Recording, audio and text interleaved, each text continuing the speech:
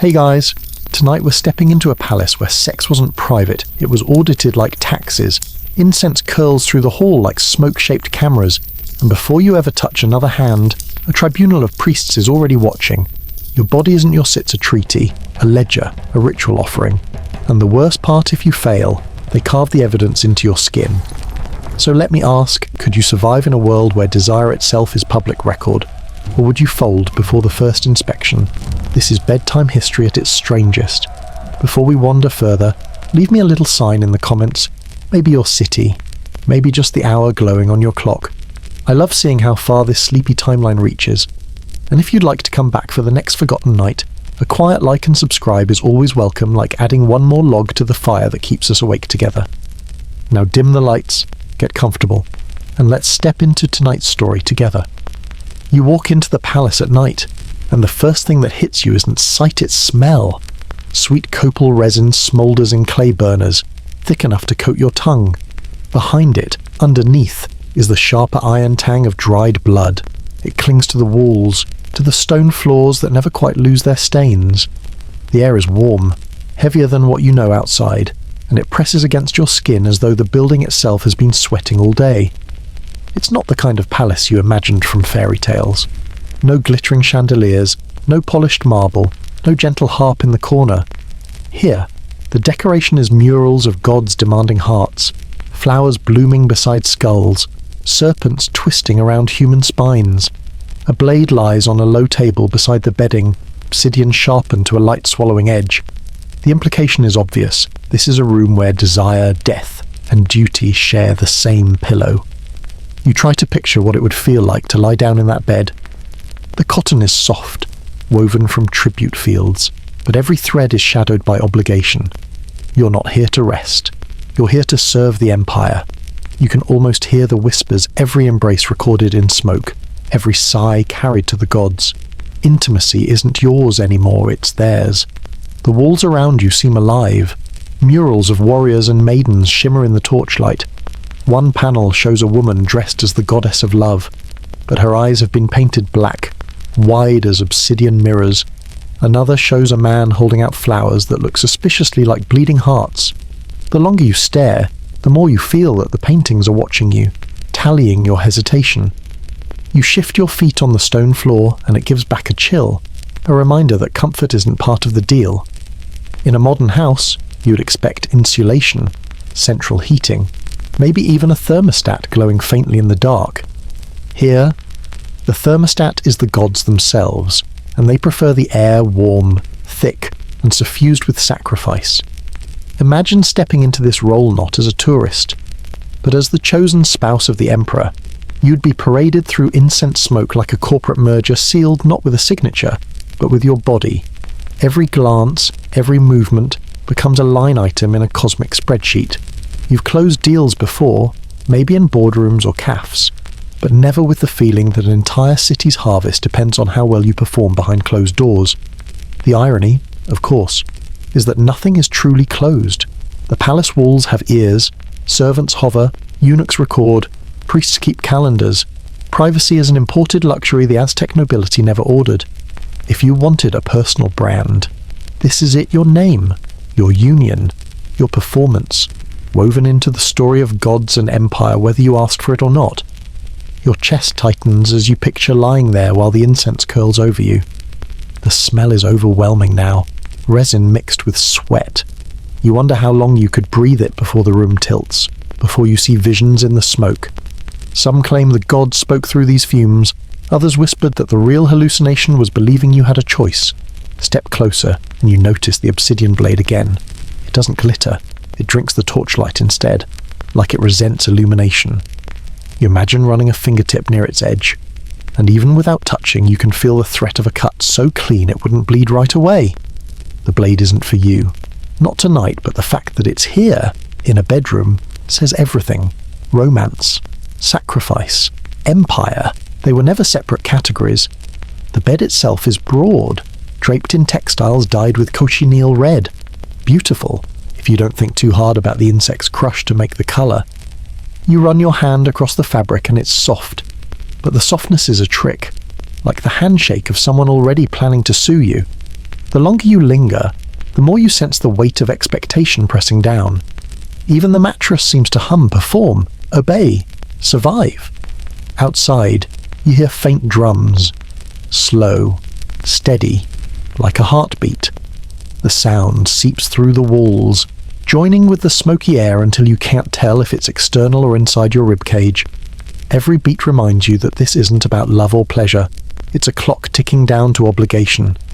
You think of your own life, maybe the meetings that stretched too late, the deals negotiated in rooms with stale coffee and buzzing lights. At least those contracts ended with paper and pen. Here, the contract is flesh, fail, and the record isn't a clause in fine print, it's a scar carved into skin, or a tattoo meant to shame you forever. Suddenly, that quarterly performance review doesn't sound so bad. The irony sneaks in again. You laugh, quietly, at the thought of comparing HR compliance to Aztec palace duty.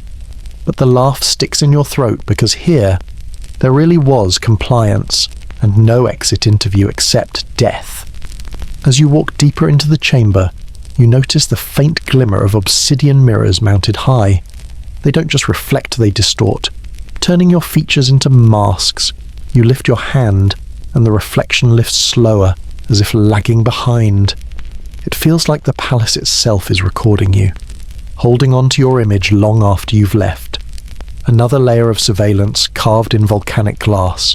Your eyes sting from the smoke, and you blink hard. For a moment you imagine that the murals are breathing, that the flowers on the wall are opening wider, dripping, pulsing like organs. The longer you stay, the more the line between ritual and reality blurs. You're not sure if you're standing in a bedroom or inside the chest cavity of the empire itself.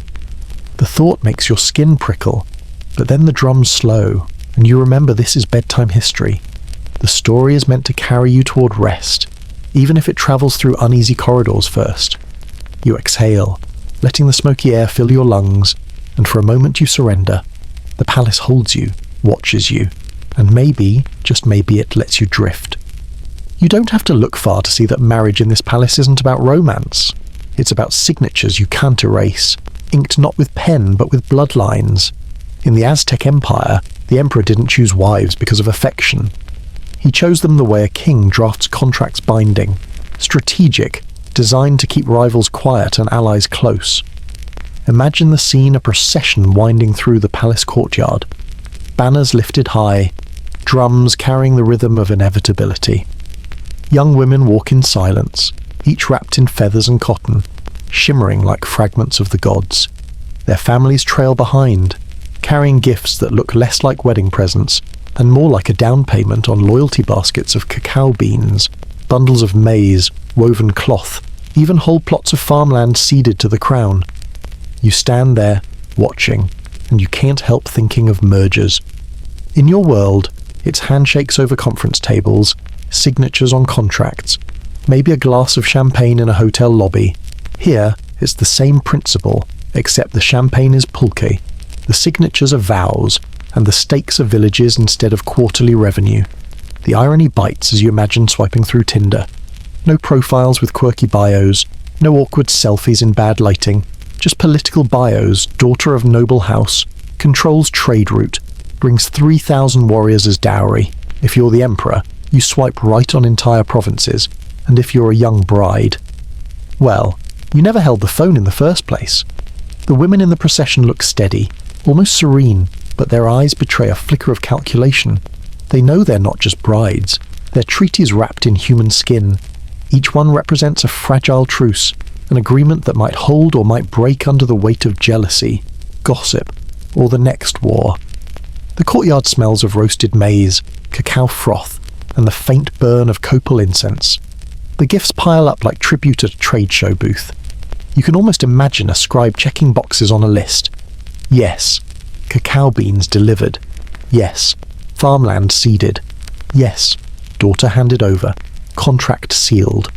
You picture yourself in their place, standing under the gaze of hundreds, every step recorded, every gesture weighed. There's no aisle of flowers, no wedding playlist of carefully chosen songs. Instead, the soundtrack is drums, conch shells, and the whisper of courtiers tallying your value. You wonder how long before you'd forget your own name and start answering only to wife number 14. The Emperor waits at the far end of the courtyard, a figure draped in shimmering green feathers, obsidian jewellery heavy against his skin. He doesn't smile. He doesn't have to. His face is a ledger, calm and calculating, measuring not beauty but leverage. One bride is a province's peace. Another is access to salt mines. Another is a buffer against rebellion. Each union is a shield he wears, invisible but solid. You can almost hear the negotiations humming beneath the silence, fathers, whispering promises, uncles nodding, emissaries counting what they've just surrendered. The marriage isn't a celebration, it's an acquisition. And in acquisitions, joy is irrelevant. What matters is control. One girl falters as she walks, her feather cloak slipping from her shoulder. For a heartbeat, she looks like any young bride, nervous, human, uncertain. But her mother quickly adjusts the cloak and the moment vanishes. The procession resumes, and she's once again an emblem, not a person. You feel a pang of empathy that slides quickly into irony. Imagine your startup pitch going wrong because your scarf slipped. In this palace, that minor stumble could alter the fate of an entire town. The Emperor's chamber, where the vows are finalized, smells different from the courtyard. The air here is thicker, laced with chilly smoke and sweat. A priest chants in Nahuatl, words curling like vines around the couples. You don't understand the language, but you understand the intent this is binding. Eternal, not for love, but for order. The walls echo with the sound of obligation, and yet, beneath the solemnity, you sense a quiet absurdity. You think of modern weddings' floral arrangements, playlists argued over, couples dancing badly in rented halls. The Aztecs skipped all of that. They went straight to the business plan. Marriages weren't hashtags or photo albums. They were binding contracts carved into the spine of empire. You imagine leaning closer to one of the brides, whispering in her ear, "Do you feel married, or do you feel sold?" But of course, you don't whisper. You stay silent. Because here, silence is survival. The gifts keep piling higher cacao beans, spilling like coins, textiles stacked like files in a lawyer's office, bundles of maize as heavy as promises. The air smells sweeter now, but the sweetness feels forced, like someone spraying perfume in a boardroom to hide the staleness of the carpet. When the vows are done, the brides are led inside, one by one, like contracts filed away in a cabinet. Their footsteps fade into the stone corridors, and the courtyard empties. The Emperor remains, unmoved, already calculating his next move. You realize he hasn't just gained wives, he's gained leverage over entire families. You think about business deals in your own time, about partnerships that looked personal but were really strategic, about contracts dressed up with smiles but binding all the same. At least in your world, you get the illusion of romance layered on top. Here, romance isn't even on the menu. The irony presses in until you can't help but smirk. You've sat through mergers before, but never one where the merger walks on two legs, draped in feathers, carrying a dowry of farmland on her shoulders. As the drums fade, the courtyard grows quiet again. The incense smoke hangs heavy, refusing to drift away, as though the palace itself is keeping the record. You exhale, letting the image of the brides fade into memory, and wonder if the gods tally love the same way they tally tribute. For a moment, you feel the weight of it all pressing against your own chest, the idea of intimacy turned into a balance sheet, and then you let it go, like smoke dispersing in the night. You step deeper into the palace and the air grows heavier, as though the walls themselves are exhaling. The chambers reserved for marriage are not built for comfort but for continuity. You expect silks or perfume, maybe laughter behind doors. Instead, you're greeted by smoke, ritual chants, and a sense that the bed itself is part of the cosmos. To the Aztec mind, intimacy wasn't private. It wasn't even human. It was cosmic maintenance, like tightening a loose wheel on the chariot of the universe. If you failed, the stars might wobble, the sun might falter, the crops might wither. That weight presses against you now, stronger than the smell of resin clinging to your hair. The bedding is wide, made of cotton woven so tightly it feels like stone softened just for tonight. On the wall above it, painted glyphs spiral upward, showing gods descending on couples. watching with unblinking eyes. Every gesture, every sigh, is a line of communication to the divine. This is not a bed. It is a relay station between worlds. You pause at the foot of it, imagining yourself lying there. Not alone, not even with a single partner, but with an audience that includes ancestors, priests, gods, and the silent judgment of an entire empire. You've pitched ideas before, maybe to skeptical investors across a polished table, but here, your pitch is your body, and the investors are stars and sun, deciding if they'll rise tomorrow. The priests call it teotl, sacred energy, a current that runs through all things. In your world, you might call it electricity or market flow.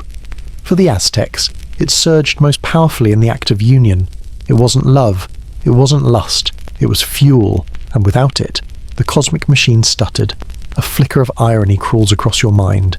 You think of modern wellness blogs, the kind that promise to realign your chakras or boost your productivity with morning rituals.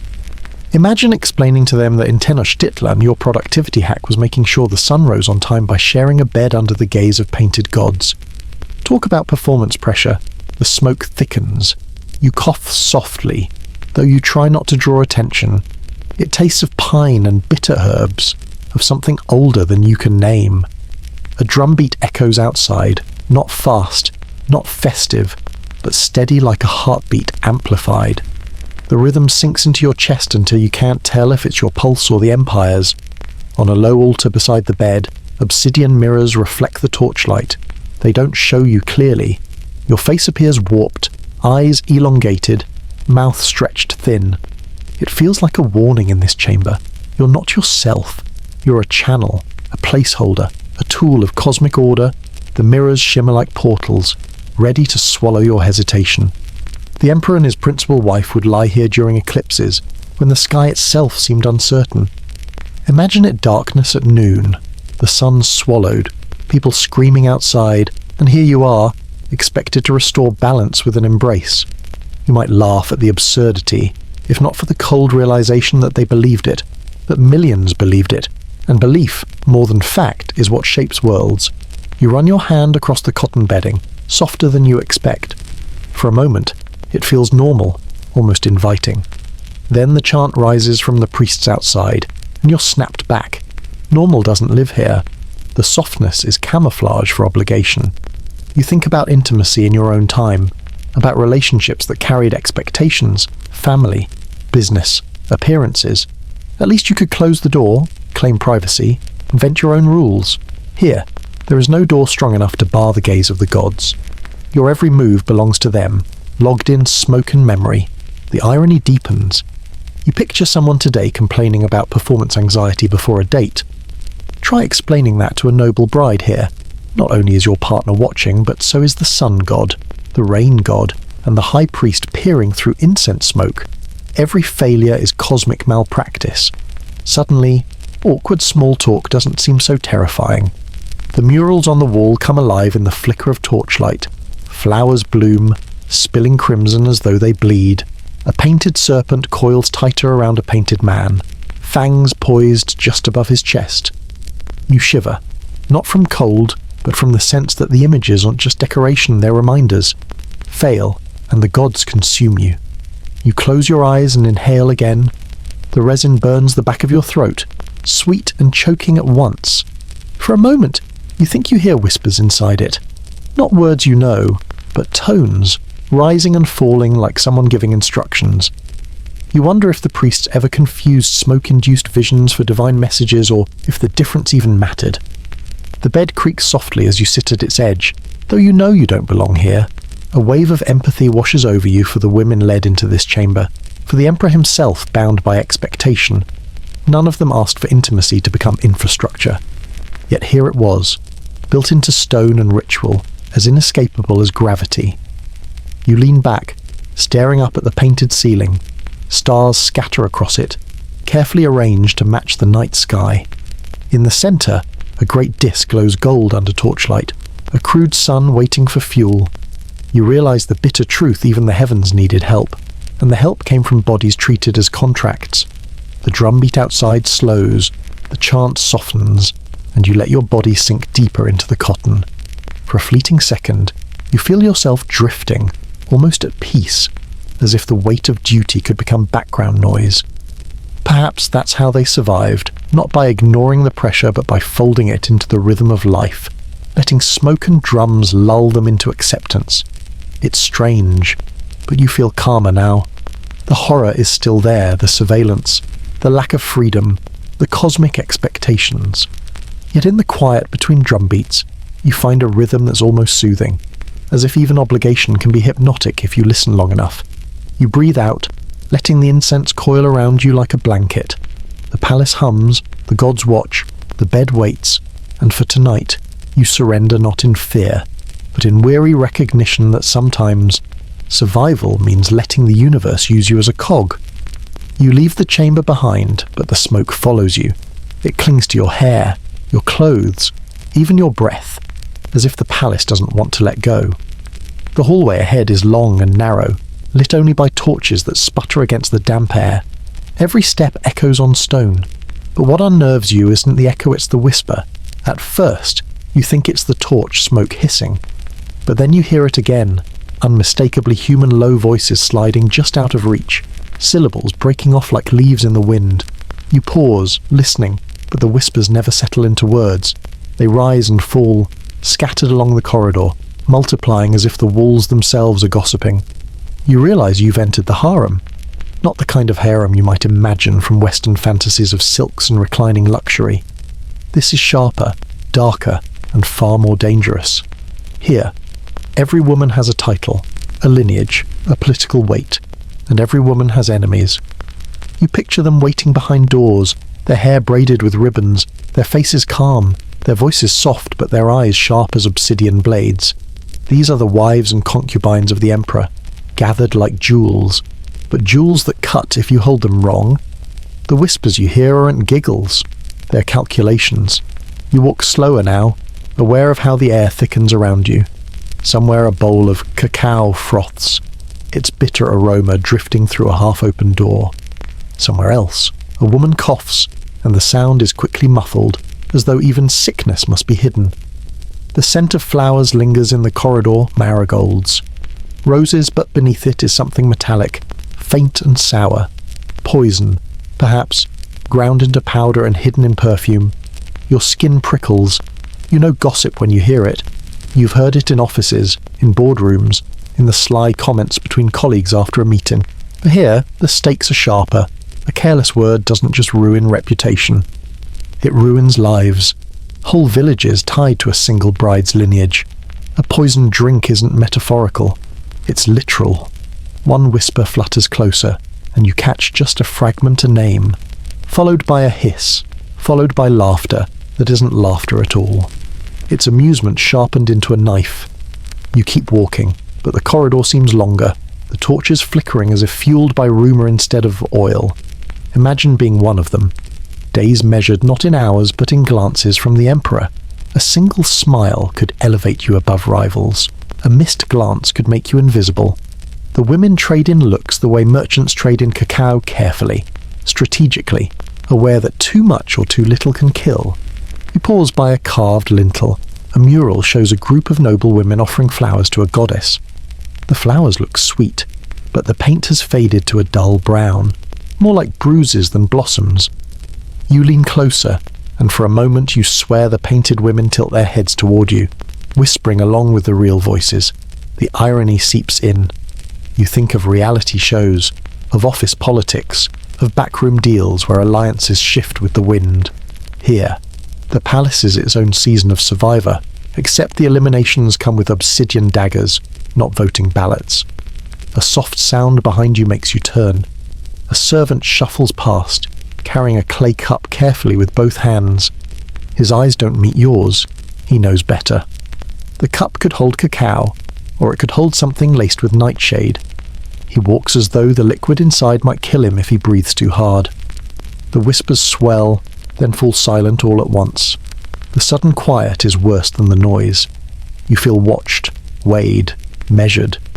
Somewhere behind those doors, eyes track your footsteps. Perhaps they think you're a messenger, carrying news. Perhaps they think you're a rival, sneaking too close. Either way, you don't belong here, and they know it. You remember the motif of smoke from the earlier chambers, and here it curls differently.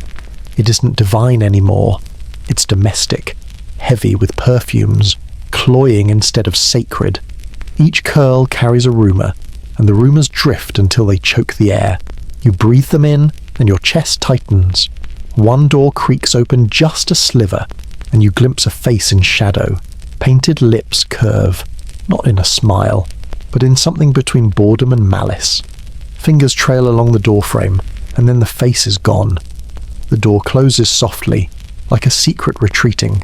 You move on, your footsteps softer now, unwilling to disturb the atmosphere.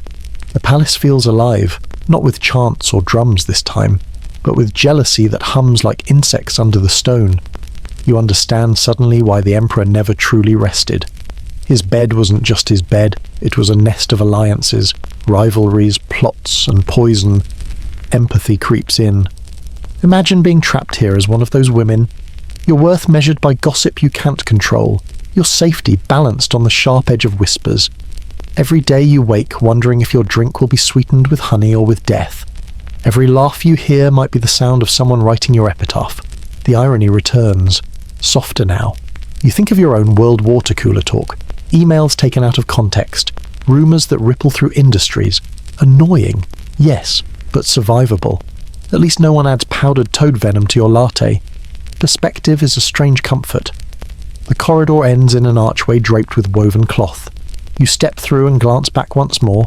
The whispers resume, rising again like a tide behind you. You realise they never stopped. They just paused to see if you were worth including. The palace doesn't let anyone walk free of gossip, not even you. For a moment, you stand in the archway, letting the sound fade into background hum. It isn't soothing. Not exactly, but it has rhythm. A rhythm that matches the heartbeat of the palace. Steady, relentless, inescapable. You breathe out, letting it settle. Survival, after all, sometimes means learning to live with whispers instead of fighting them. And so you step forward, carrying their sound like smoke clinging to your clothes. You step out of the queen's shadowed chamber, and the air changes again. The whispers of the harem fade behind you, replaced by something more fragile, more controlled. The hallway narrows, and you see young women in white cotton dresses moving quietly, their heads lowered, their steps in rhythm like a prayer. This is the domain of the sacred maidens, the virgins of the temple. The silence here is sharp. It doesn't hum with gossip the way the harem did. It doesn't throb with authority like the queen's chamber. It hangs in the air like a knife balanced on its edge. Every movement feels rehearsed. Every glance is measured. And yet beneath the surface, you can sense the same tension danger, but dressed in purity. The maidens are supposed to be untouched, preserved like offerings. To belong here is to be placed on a pedestal and locked in a cage at the same time. You imagine what it would feel like to wake each morning and know that your entire identity is a fragile if. If you stay pure, you live in safety.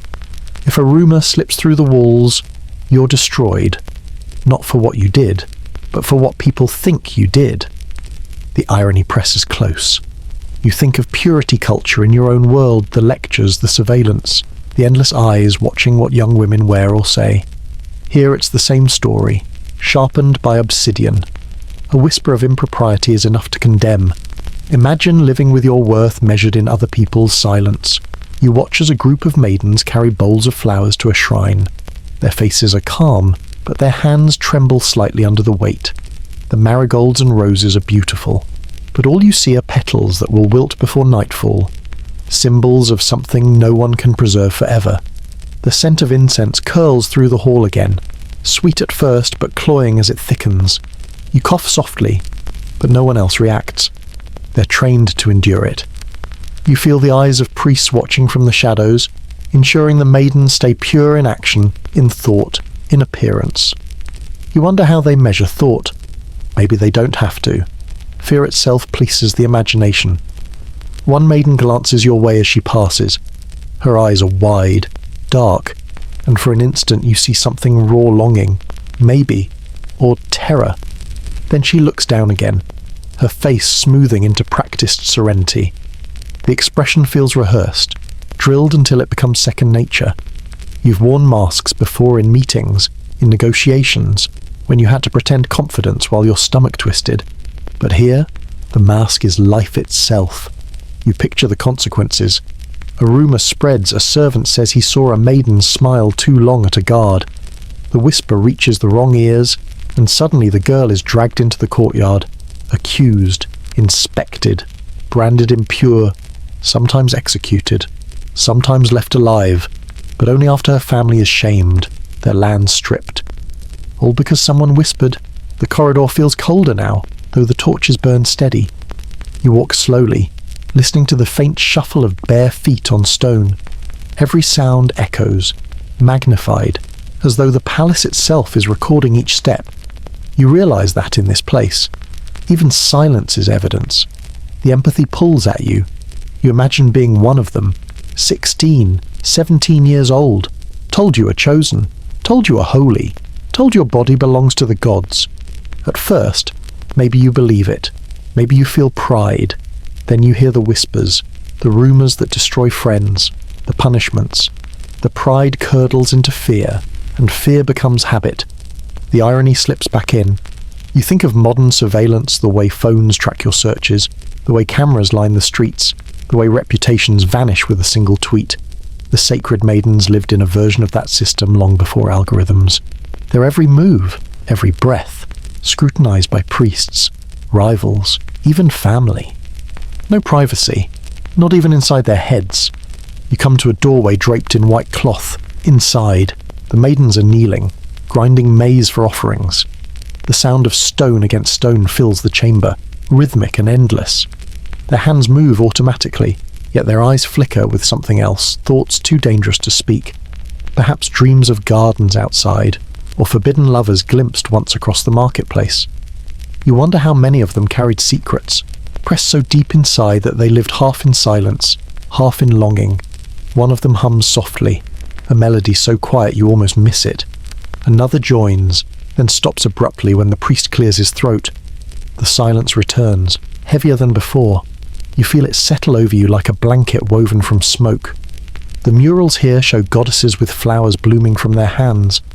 At first glance, it looks peaceful, but then you notice the flowers are all the same, perfect, identical, unnatural. No variation allowed. Perfection as prison. You lean against the doorway, letting the scene wash over you. The grinding stones, the incense, the downcast eyes, the weight of impossible standards pressing down on young shoulders. You remember times in your own life when expectation felt suffocating, when you were judged not for what you did, but for what you might do. Multiply that by the gaze of an empire, and you begin to feel the terror humming beneath their calm. A sudden chill moves through the chamber. One of the torches sputters, casting the murals into jagged shadows. The flowers on the wall look darker now, more like stains than blooms. The maidens don't react. They keep grinding, silent, steady, resigned. Survival, here, means obedience. You close your eyes and breathe in the incense. It tastes bitter now, acrid on your tongue. The silence is oppressive, but strangely soothing too, like the hum of an old machine that keeps running whether you resist it or not. The rhythm of grinding stones becomes a lull, carrying you deeper into reflection. And you think maybe the real horror isn't the punishments or the surveillance. Maybe it's the quiet acceptance, the way fear trains people to smile, to lower their eyes, to keep moving even as their hearts scream. That, more than anything, is what keeps the palace alive. You open your eyes, glance once more at the maidens, and step back into the hall. The silence follows you, clinging like incense. It doesn't let go. You've walked through whispers, past doors that hummed with jealousy, but now you come to a chamber quieter than the rest. The silence itself is a form of power. This is the room of the principal wife, the favourite. The doorframe is carved with flowers and serpents, symbols of fertility and cunning intertwined. Inside, the air smells different, not thick with perfumes or smoke, but sharper, cleaner, as if someone has burned herbs to push envy back into the corridor. A low lamp glows near the wall, its flame steady, unbothered by draughts that tormented lesser chambers. Power, you realize, has its own climate. She sits on a cushion, her posture straight, her eyes half shadowed by torchlight. She isn't dressed in excess. Her robe is simple cotton embroidered with quetzal feathers, green against white, but the simplicity itself is the message. She doesn't need excess. She is excess. Her presence is enough. You pause at the threshold, not daring to enter without permission. Her gaze flicks toward you. Not hostile, not welcoming, measuring. You feel it in your chest, like a balance scale tilting. She doesn't raise her voice, yet you know she could wither rivals with a whisper. This is the Queen, the Emperor's principal wife, and though her name is not carved on the stone walls, her influence lingers like smoke on every surface. You think of a CEO in your world, the face that smiles for the cameras, and then you think of the strategist, the shadow who keeps everything running while staying just out of sight. That's her. The Queen is the palace's quiet executive officer. The irony creeps in. In modern offices, shadow power means scheduling meetings, controlling email chains, making or breaking careers with a few carefully chosen words. Here, shadow power comes with obsidian blades, bowls of cacao laced with either honey or venom, and the ability to summon priests who can brand shame into your skin. A bit harsher than deleting your Slack permissions. She tilts her head, and you notice the faint gleam of obsidian jewelry at her throat. Not decoration protection. The stone reflects torchlight in sudden sparks, like small eyes blinking. You shiver, half expecting the gems to whisper along with her. Behind her, on a small table, sits a tray of tamales wrapped in maize leaves. Food offered not to you, not even to her, but first to the gods. Each one has been touched with ritual, tested for omens. A priest once sliced open a tamale here and declared it unlucky. The mesa too pale. The bean filling shaped like a skull. That tray never reached the emperor's lips. Instead, it fed the fire. You imagine living like this, every meal a gamble, every bite a coin tossed with fate. The Queen gestures, almost imperceptibly, and a servant moves, silent as smoke, placing a cup of chocolate in her hand. The drink is frothy, bitter with chili. She sips slowly, her eyes never leaving yours. The message is clear: she drinks first. She lives, and so the Emperor will live. She's his taste tester, his confidant, his firewall against betrayal. But she's also the one who can choose whether the Emperor drinks at all. For a flicker of a moment, you feel awe. It radiates from her not loud, not theatrical, but in the way her silence controls the room. Then the awe sharpens into unease, because you realize that she is both protector and executioner. She could save you, or she could end you, and she might not even change expression in the process. The walls of her chamber are lined with embroidered cloths, images of flowers, rivers, and serpents. At first, they look decorative. Then you notice the codes hidden in the pattern's threads darker than the rest. Knots that mark initials, little glyphs disguised as petals. These are not just decorations. They are messages, histories, gossip stitched into fabric. The Queen keeps records in cotton where others keep them in whispers. You lean closer, tracing the pattern with your eyes. A serpent coils around a flower, its head pointed toward a glyph that means betrayal. Another cloth shows two rivers meeting, with a jaguar poised between them. You don't know the whole story, but you know enough. Her chamber walls are archives of power plays, written in thread instead of ink. For a moment, you imagine her life. Each day a negotiation, each night a performance, loving a man who belongs to everyone and no one, protecting him from poison while whispering threats into the ears of rivals, carrying her own secrets while erasing the secrets of others. It's exhausting even to picture. And yet, she sits there calm, as though the palace itself answers to her heartbeat. Your empathy sharpens. How much of her is truly her? How much is role, expectation, mask? The irony rises again. You think of powerful women in modern times, CEOs, politicians, partners of high-profile men. People call them influencers or power behind the throne, but they rarely see the toll it takes. Here, in the Aztec palace, the toll isn't just stress. It's blood, silence, and the constant hum of survival. She sets down the chocolate cup and stands. The room feels smaller instantly, her presence towering without height. She walks past you, her robe brushing the stone floor, and the torches flicker as though bowing. You catch a trace of her perfume jasmine and something sharper, almost metallic. A warning disguised as sweetness. When she passes, you exhale, realizing you'd been holding your breath. Respect and fear mix in your chest. You admire her control, her authority carved from silence. But you can't shake the chill of knowing she's as dangerous as she is necessary. The corridor outside feels colder after her chamber. The whispers return faintly from the harem, but they seem thinner now, reduced. The queen doesn't need to whisper. She commands without words, and even gossip bows to her. You walk on, carrying her presence with you like smoke woven into cloth. Power here is not just loud, it's quiet, measured, lethal in its restraint. And as you step away, you realize you'll remember her long after the whispers fade. You follow the sound of drums into the courtyard again, but this time it isn't for sacrifice, it's for display. The air is thick with smoke and perfume, the sky glowing red as the sun drops behind the mountains. Torches flare, banners ripple, and the space transforms into something halfway between a market and a theatre. This is how political marriages are staged, not whispered negotiations behind closed doors, but a festival in plain sight. The women appear one by one, draped in feathered cloaks, their faces painted with ochre and gold. Their steps are slow, measured, practiced like choreography. Every tilt of the head, every flick of the wrist is calculated to signal lineage, wealth, and fertility. You sit among the crowd, pressed between nobles, merchants, and priests, all craning their necks for a better view. The air smells of roasted maize and pulque froth, sweet at first, then sour in your stomach. The drums pound, steady as a heartbeat, but you feel something else beneath the rhythm tension, like the silence before a verdict. The irony is almost unbearable. To your eyes, it looks like a fashion show, models on a runway, lights blazing, music hammering, except here the judges aren't stylists, they're warlords. The prize isn't a contract or a crown.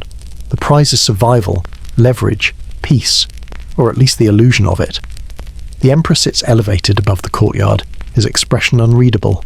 He doesn't clap, doesn't smile, doesn't even nod. He observes the way one might evaluate a line of tribute. This one brings cacao, that one carries a dowry of land. Another comes with a promise of warriors. His gaze weighs more than their painted bodies. It weighs the futures of entire provinces. Beside him, scribes lean forward with obsidian knives scratching on bark paper scrolls, tallying names and promises. They don't record beauty. They record numbers, bushels of maize, warriors pledged, rivers seeded. Each woman walking the courtyard is a contract draped in feathers. You try to imagine what it feels like to be one of them. Painted, perfumed, instructed to walk gracefully while everyone calculates your value. A single stumble could cost your family everything. A single whisper could erase your lineage. Every step is a gamble, and the dice are loaded. The crowd murmurs with each new arrival. Someone gasps at the richness of a cloak. Another laughs at the awkwardness of a girl's stride. The commentary is endless, merciless. You think of modern reality shows where contestants line up for approval, alliances shift, judges deliver cutting remarks, and then you remember those shows end with elimination. Here, elimination is literal. A young bride enters wearing a headdress taller than she is, Quetzal feathers cascading down her back like a river of green. She walks steadily, but you can see her knees trembling. The headdress wobbles once, almost tipping, and the crowd inhales sharply. The girl freezes for half a breath, then straightens, steady again. You exhale with her. If she had fallen, it wouldn't just be embarrassment. It could have been interpreted as omen, bad luck, a curse on her family. The torches flicker, casting shadows that stretch across the courtyard. For a moment, the painted women look like ghosts, gliding instead of walking, their feathered cloaks rustling like wings. The air grows hotter, and the sweat on your neck feels like another layer of paint. You shift in your seat, but the nobles beside you don't move. Their eyes are locked on the emperor, waiting for the slightest sign. And then it comes. His hand twitches, just once. A scribe nods. A family, somewhere in the courtyard, exhales in relief. Another twitches, this time sharper, somewhere else. A woman's mother covers her mouth, holding in a sob. You realize you're watching not just marriages, but verdicts, political trials disguised as ceremony. The irony hits again. You picture your own worlds, ceremonies, boardroom pitches, award shows, gala fundraisers, people dressed to impress, their futures hanging on applause or investment. Here it's the same play, except the stage is stone, the lights are torches, and the stakes are bloodlines. The drums quicken, signalling the final procession. All the women gather, walking together in a line. From above, it looks like a river of feathers, colours blending reds, greens, blues, yellows. The crowd sways as though hypnotised. You feel your breath sinking with the rhythm, even though your chest is tight. Then, silence. The emperor rises. He walks slowly along the line, his hands clasped behind his back, eyes scanning each face. He stops once, twice, 3 times. Each pause is a decision. Each nod reshapes alliances across the empire. You watch, transfixed, but also chilled. Because this isn't admiration, it's acquisition. One girl stumbles as he passes, her ankle twists and she gasps, barely audible. The emperor pauses, the crowd holds its breath. You do too. Then he moves on without a word. The girl's face drains of colour. You know she won't be chosen, and worse, you know her family will suffer for it. The silence breaks with cheers, chants, the sound of conch shells. The chosen women are led away, their faces blank. The unchosen bow, still painted, still draped in feathers, but their futures already collapsing like cracked maize husks. You feel a wave of empathy so strong it makes your throat ache. And yet, layered over the empathy is irony. You think of people in your own world fighting for attention on stages, on screens, in feeds, their worth calculated by clicks and followers. Here, there are no numbers on a screen, just lives shifting with a nod, empires realigning with a glance. The festival winds down. The torches burn lower, the crowd disperses, the scribes roll their scrolls. You remain seated a little longer, the image of the trembling girl still vivid in your mind. It isn't beauty that mattered. It never was. It was leverage, alliance, utility. The irony lingers as you rise. They called it a festival. But you know better. It was a tribunal dressed in feathers, a courtroom set to drums, a diplomatic Hunger Games, centuries before reality shows were invented. And as you walk back through the courtyard, smoke clinging to your skin, you realise the lesson pressing into your chest in this palace. Survival is performance, and the performance never ends. You thought the festivals were harsh marriages paraded like fashion shows, futures decided with a nod. But what comes next is colder, quieter, and far more personal. The palace doesn't just demand contracts in feathers and cacao, it demands proof. The corridor narrows, the air dense with smoke that burns the back of your throat. Ahead, a chamber glows dimly, lit by oil lamps that throw long shadows. You hear chanting, low and methodical, as though someone is reciting a checklist. And in a way, they are. This is the tribunal of virginity inspections. A phrase that sounds absurd until you realise how deadly serious it was.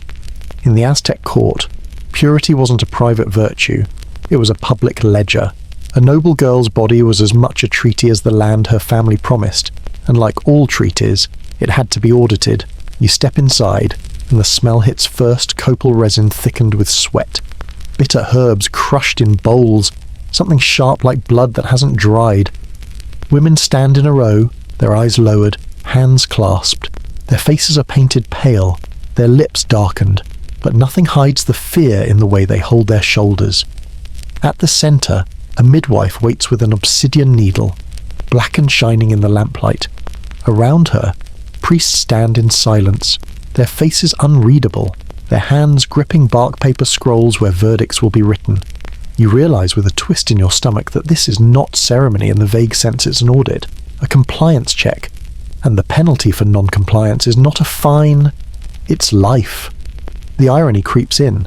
You think of background checks, of HR forms, of the sterile annoyance of filling out paperwork for a new job, a misprint, a missing line, maybe a scolding email. Here, the paperwork is your body. Fail. And the correction isn't paperwork, it's punishment carved into skin. Shame that brands your family for generations. One girl steps forward. She can't be more than 15. Her hair is braided with ribbons, her eyes fixed on the floor. The midwife takes her hand, steady, clinical, while the priests watch. The room is silent except for the hiss of burning copal. You imagine what it feels like, every nerve raw, your body not your own, every inch of you treated as state property. The midwife nods once, and the priests scratch marks onto the scroll. Approval. The girl exhales quietly, her shoulders trembling. She steps back into line, alive, but not free. None of them are free. They are only certified. Another girl steps forward. Her robe slips at the shoulder, revealing a scar along her arm. You wonder if the priests will count that as a mark of impurity, though it's clearly a wound from labour or accident. But here, scars are suspicious. Rumours are evidence. She holds her breath as the midwife inspects. The silence stretches until it feels like your own chest is collapsing. Finally, the priest shakes his head. The girl's knees buckle. There's no scream, only the sound of bark paper tearing as her name is marked with the glyph of shame. You don't know what will happen to her, but you know it won't be mercy. Your skin prickles. You think of the way your world obsesses over purity, too not with obsidian needles, but with surveillance, with shame, with endless scrutiny, cameras, gossip, tweets, the invisible tribunal of strangers who weigh every mistake. You felt that pressure in your chest before, the anxiety of being watched, judged, scored. Multiply that by empire, by gods, by the threat of execution, and you begin to understand the terror humming in this chamber. The incense coils, thick and suffocating. You cough, and for a moment the priest's eyes flick toward you. You freeze. Even being a bystander feels dangerous, as though your own silence is part of the ritual. You realize you're not just watching, you're complicit, folded into the surveillance machine by breathing its air. The line continues. Each girl steps forward, each inspection logged like an entry in a ledger. Some pass, some fail. You lose count. The rhythm is numbing, like the shuffle of paper in an office. Except here the stakes are carved in bone. On the wall behind them, murals show goddesses holding flowers, their petals perfect, untouched.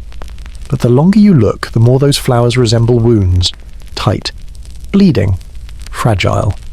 You wonder if the artist knew what they were painting, or if the image itself was meant as a warning perfection doesn't bloom. It bleeds. The irony grips you again. In your world, people talk about innocence lost as if it were a metaphor. Here, it's a bureaucratic category, approved or condemned. The gods demand it. The empire enforces it, and the individuals, they disappear into silence. One of the priests clears his throat, and the midwife steps aside. The ritual ends, but the smoke doesn't. It lingers, thick and sour. The girls file out, some relieved, others broken. Their footsteps echo on stone, soft and final. You remain in the chamber a little longer, your chest tight, your skin crawling. The obsidian needle still gleams on the altar, black as a starless sky. You wonder how many lives it has branded, how many futures it has erased.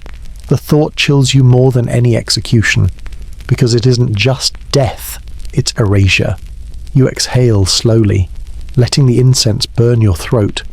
The horror is sharp, but strangely, it begins to lull you too. The rhythm of inspections, the monotony of judgments, the way fear itself becomes predictable. It's awful, but it's familiar, in its own way. Like the quiet dread before a meeting you know you'll survive, but not without scars. And you think maybe that's the real cruelty here. Not the needle, not the scrolls, not even the shame. It's the rhythm. The way fear can be routine, the way terror can feel ordinary. That's what lets it last. You step back into the corridor, incense clinging to your clothes, your hair, your lungs. Behind you, the tribunal fades into silence. Ahead, you sense the next chamber waiting, darker still. You leave the inspection chamber with smoke still burning in your throat, but the palace doesn't grant relief. It never does. Each hallway is a new weight, each chamber a new rule. Now you come to one of the darker truths whispered among scribes and chroniclers, the marriages that never left the family. Incest wasn't paraded like the feathered festivals you saw earlier. It didn't need to be. It was quieter, woven into bloodlines like threads no one dared to pull. The emperor's daughters were often married to his brothers, his nephews, sometimes even his own sons. The goal wasn't pleasure, wasn't affection, it was containment, to keep the divine blood locked in a vault no outsider could touch. You step into a chamber lined with glyphs, records of marriages scratched onto bark paper, painted in red and black. The names repeat, circling back on themselves. Cousin to cousin, sister to half-brother, aunt to nephew. The patterns coil like a serpent devouring its tail. You stare at the spirals until you feel dizzy, until it seems the walls themselves are marrying themselves over and over. The air here is dry, thick with the scent of dust and faded pigments. You imagine the ceremonies less public than the festivals, but no less binding. A girl dressed in cotton white, her hand placed in that of her uncle. A priest chanting about divine lineage while servants whisper about the price of maize. The families nod, the gods nod, and the girl lowers her eyes because her choice is irrelevant. You shift uncomfortably. In your world, incest is taboo, the darkest of scandals. Here, it was a mechanism, as practical as irrigation. Twisted logic, perhaps, but logic nonetheless. The Empire feared dilution more than disgust. And disgust, after all, is a modern luxury. The irony cuts sharp. You think of family businesses in your world, the dynasties that refuse outsiders, passing wealth from father to son to grandson, keeping power concentrated no matter how brittle it becomes. The Aztecs did the same. Only the stakes weren't balance sheets. They were cosmic. To let bloodlines mingle too freely was to invite chaos into the stars. You imagine yourself as one of those daughters, raised from birth to know that your body is a lockbox for the Empire's survival, that you might one day marry not a stranger but a cousin, a brother, a man you grew up with. The thought makes your stomach twist, but then you remember your feelings wouldn't matter, only your blood would. A mural along the wall catches your eye. It shows a man and woman standing together, their hands clasped. Around them, flowers bloom, exaggerated, almost grotesque. At first glance, it looks like celebration. But the longer you stare, the more the flowers look diseased, petals curling inward, colours darkening, stems bending under their own weight. The painter knew what you're feeling, knew that even divine unions rot. The whispers creep in again, not gossip this time, but echoes of Spanish chroniclers who wrote about these unions with disgust. Some called them lies, exaggerations meant to vilify. Others swore they were truth, carefully recorded. Scholars today still argue. Were these marriages common, or rare exceptions magnified by enemies you can't know for sure? All you know is that the rumours existed, and in a palace built on surveillance, rumours are enough. You pause, running your hand along the carved stone. It feels warm, as though it remembers. And for a moment, you wonder if the stone itself disapproved, or if disapproval is another luxury of hindsight. The irony curls tighter. You think of modern royalty, of headlines about cousins marrying cousins in European courts only a few centuries ago. You think of small towns where family trees knot back on themselves. You realise the Aztecs weren't unique, they were just unapologetic. What others hid, they sanctified. A faint sound breaks the silence. Footsteps, soft, hesitant. You turn and see a young girl pass by, her robe simple, her hair unadorned. Her eyes are downcast, but the way she grips the hem of her garment tells you she knows what waits. Perhaps her betrothal has been decided. Perhaps she already knows the face shall see at the altar. Not a stranger, not an ally, but a relative. Your chest tightens with empathy. You want to reach out, to tell her it isn't fair, that she deserves choice, that her life should be her own. But the words die in your throat. In this palace, fairness is irrelevant. Only bloodlines matter. The torches flicker, and the shadows along the wall stretch into strange shapes. For a moment, they look like chains linking one figure to another, unbreakable, endless. You close your eyes, and the image lingers anyway. You exhale slowly, letting the air dry your throat. The horror here isn't the spectacle of sacrifice, or the public shame of inspections. It's quieter. It's the knowledge that even love, even family, is subject to the Empire's surveillance machine, that nothing escapes the ledger. And yet, as you breathe deeper, you feel a strange calm settle in. The rhythm of repetition, the spiral of names, the inevitability of it alit lulls you, like a chant. Terrifying, yes, but hypnotic. You open your eyes one last time, staring at the mural of flowers that refuse to bloom correctly, and you think maybe that's the lesson. Not that the unions were divine, not that they were monstrous, but that they were inevitable in a system that valued control above all else. You step out of the chamber, the air cooler now, the smoke thinner. Behind you, the spiral of names keeps turning. Ahead, you hear the beat of drums signaling a ceremony darker still. The drums grow louder as you step into the courtyard again. But this is not the steady rhythm of festivals or the tense beat of inspections. This rhythm is urgent, primal, a pulse that seems to come from the ground itself. The torches blaze brighter, and the air thickens with smoke, resin, and something far more pungent, the metallic tang of fresh blood. You've seen contracts signed with feathers and cacao, but tonight the Empire signs with flesh. At the centre of the courtyard stands a young man, no older than 20, his skin painted in black and red. He is dressed not as himself, but as a god. For a year he has lived like this, paraded, honoured, clothed in fine garments, given food sweeter than most nobles will ever taste. Every step he took, every word he spoke, was not his own but borrowed from the deity he impersonates. Tonight, the debt comes due. Beside him stands a maiden, dressed in white cotton, her hair bound with flowers. She trembles, though her face is serene. Together they are paraded around the courtyard, the crowd chanting, priests leading the way. They are the embodiment of fertility, the union of man and woman mirroring the union of rain and soil, sun and seed. And when they meet in the ritual bed, they aren't people anymore. They're cosmic levers, pulled to keep the universe turning. The irony chills you. You think of modern pageants, of celebrities crowned and paraded, living in a spotlight until the camera turns away. Except here, the spotlight doesn't fade, it burns out. The role is fatal by design. Imagine being cast in a play where the final scene is your execution, and no one considers rewriting the script. You watch as they are led into a chamber adorned with flowers and skulls. The murals on the wall show gods embracing, gods devouring, gods creating life and then demanding it back. Incense burns so thick you can barely see, but the smell of sweat cuts through it, raw and undeniable. The maiden lies down first, her body stiff, her eyes fixed on the ceiling where painted stars swirl. The god impersonator follows, his hands trembling, his breath ragged. Priests chant outside, their voices rising like waves, filling every corner with demand. You realize you're holding your breath, and then silence. A silence so deep you hear the crackle of torches, the faint rustle of cloth. Intimacy here is not private, not tender, it's surveillance wrapped in ritual. Every movement belongs to the gods. Every touch is a ledger entry, confirming the sun will rise, the maze will grow, the empire will endure.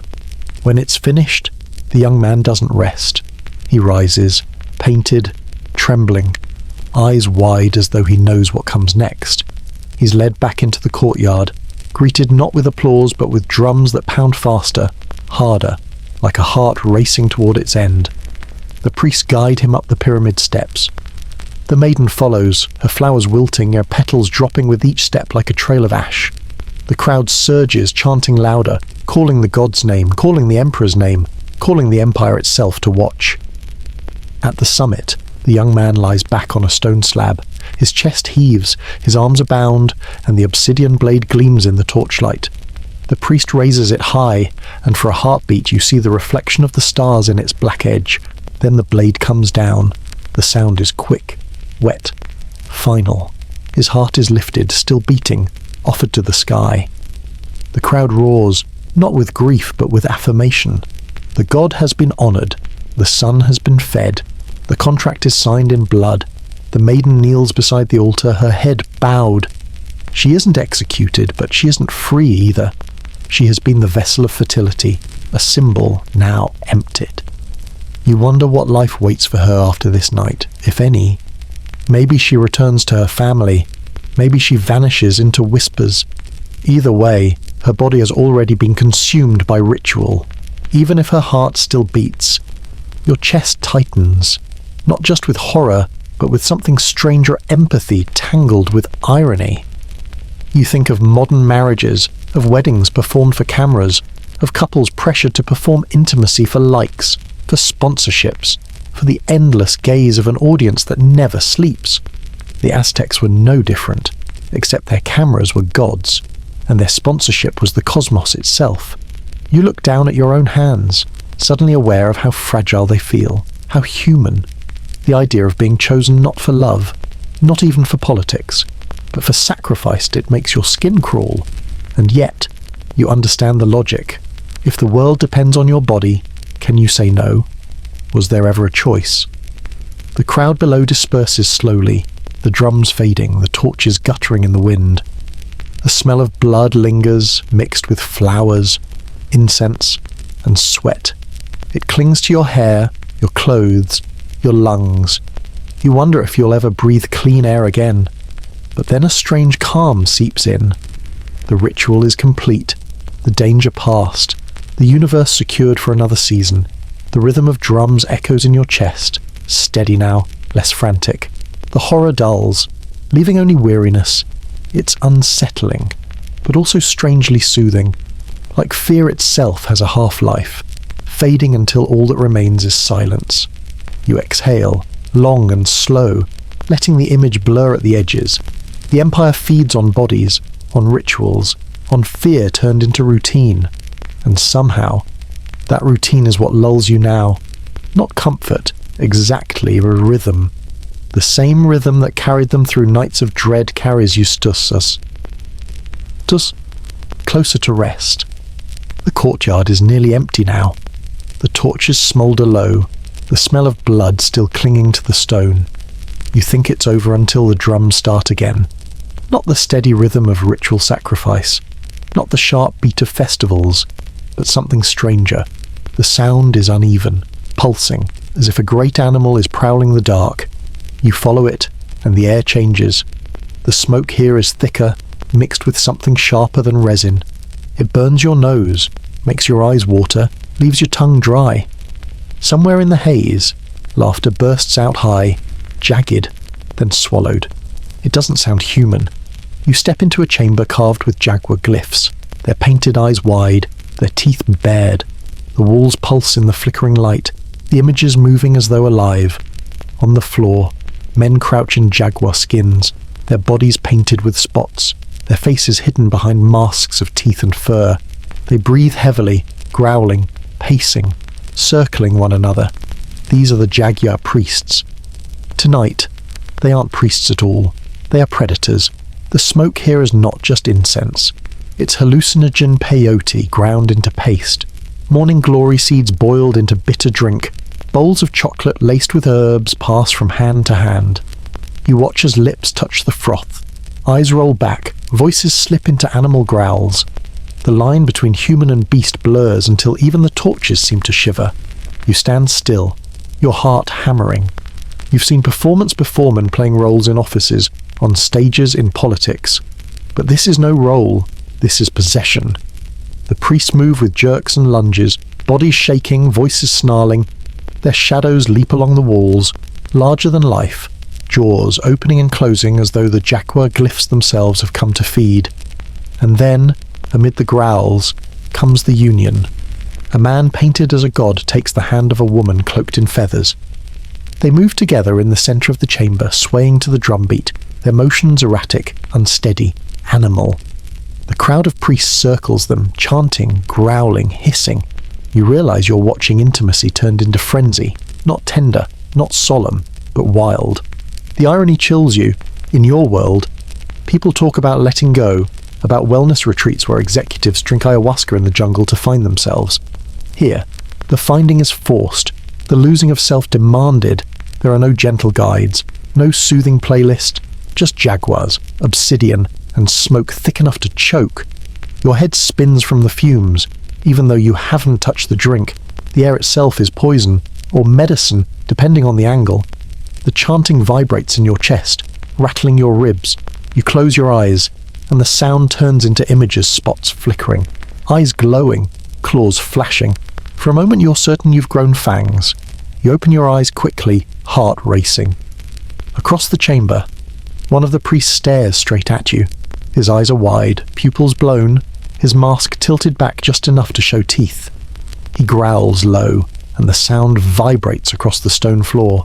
You feel it in your bones. The woman in feathers collapses suddenly, her body trembling, her eyes rolling back. The god-painted man kneels beside her, clutching her hand, chanting incoherently. The circle of priests surges inward, their jaguar skins brushing against her, their growls echoing. For a moment, it looks like they will tear her apart.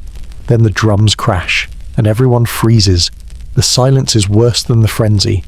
You hear only breathing ragged, animal, desperate. The woman opens her eyes again, staring at the ceiling where a jaguar glyph seems to move, jaws wide.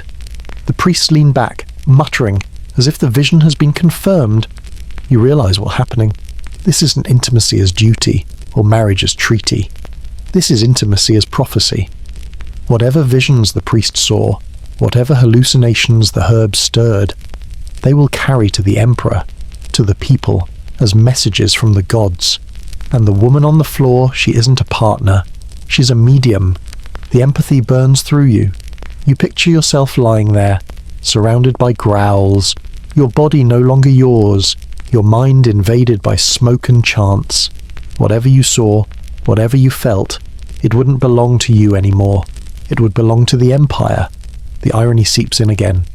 You think of boardrooms, of brainstorms, of executives claiming to see the vision of the company's future.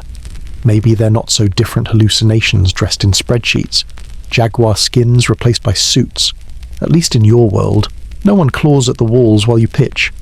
The drums resume, slower now, fading into a steady rhythm. The priests slump, masks slipping, bodies shaking with exhaustion. Some lie on the floor, gasping. Others mutter nonsense, scribbling glyphs onto bark paper with trembling hands. The woman is carried out, limp, her flowers wilted, her face streaked with sweat. You step back, your legs unsteady. The chamber swirls around you, smoke clinging, visions clawing at your eyes. You breathe slowly, deliberately, until your heart steadies. The jaguar glyphs on the wall look still again, though you don't entirely trust them. The horror lingers, but like the rituals before, it begins to dull, to take on a rhythm. Even madness has its cadence. Even frenzy can lull you if you let it. As you step back into the corridor, the drums fading behind you, you feel both shaken and oddly calm. The Empire uses every tool: blood, smoke, bodies, visions to keep the world turning. And as terrifying as it is, the predictability of it soothes you, like waves on a shore you'll never escape. You exhale, letting the smoke leave your lungs slowly. The palace waits with its next demand. You think the palace has shown you everything: rituals of blood, inspections of flesh, unions wrapped in smoke and prophecy, but power has blind spots, and in those blind spots, something else grows. Desire doesn't vanish because priests watch. It doesn't dissolve under incense. It hides, it waits, and sometimes it risks everything to breathe.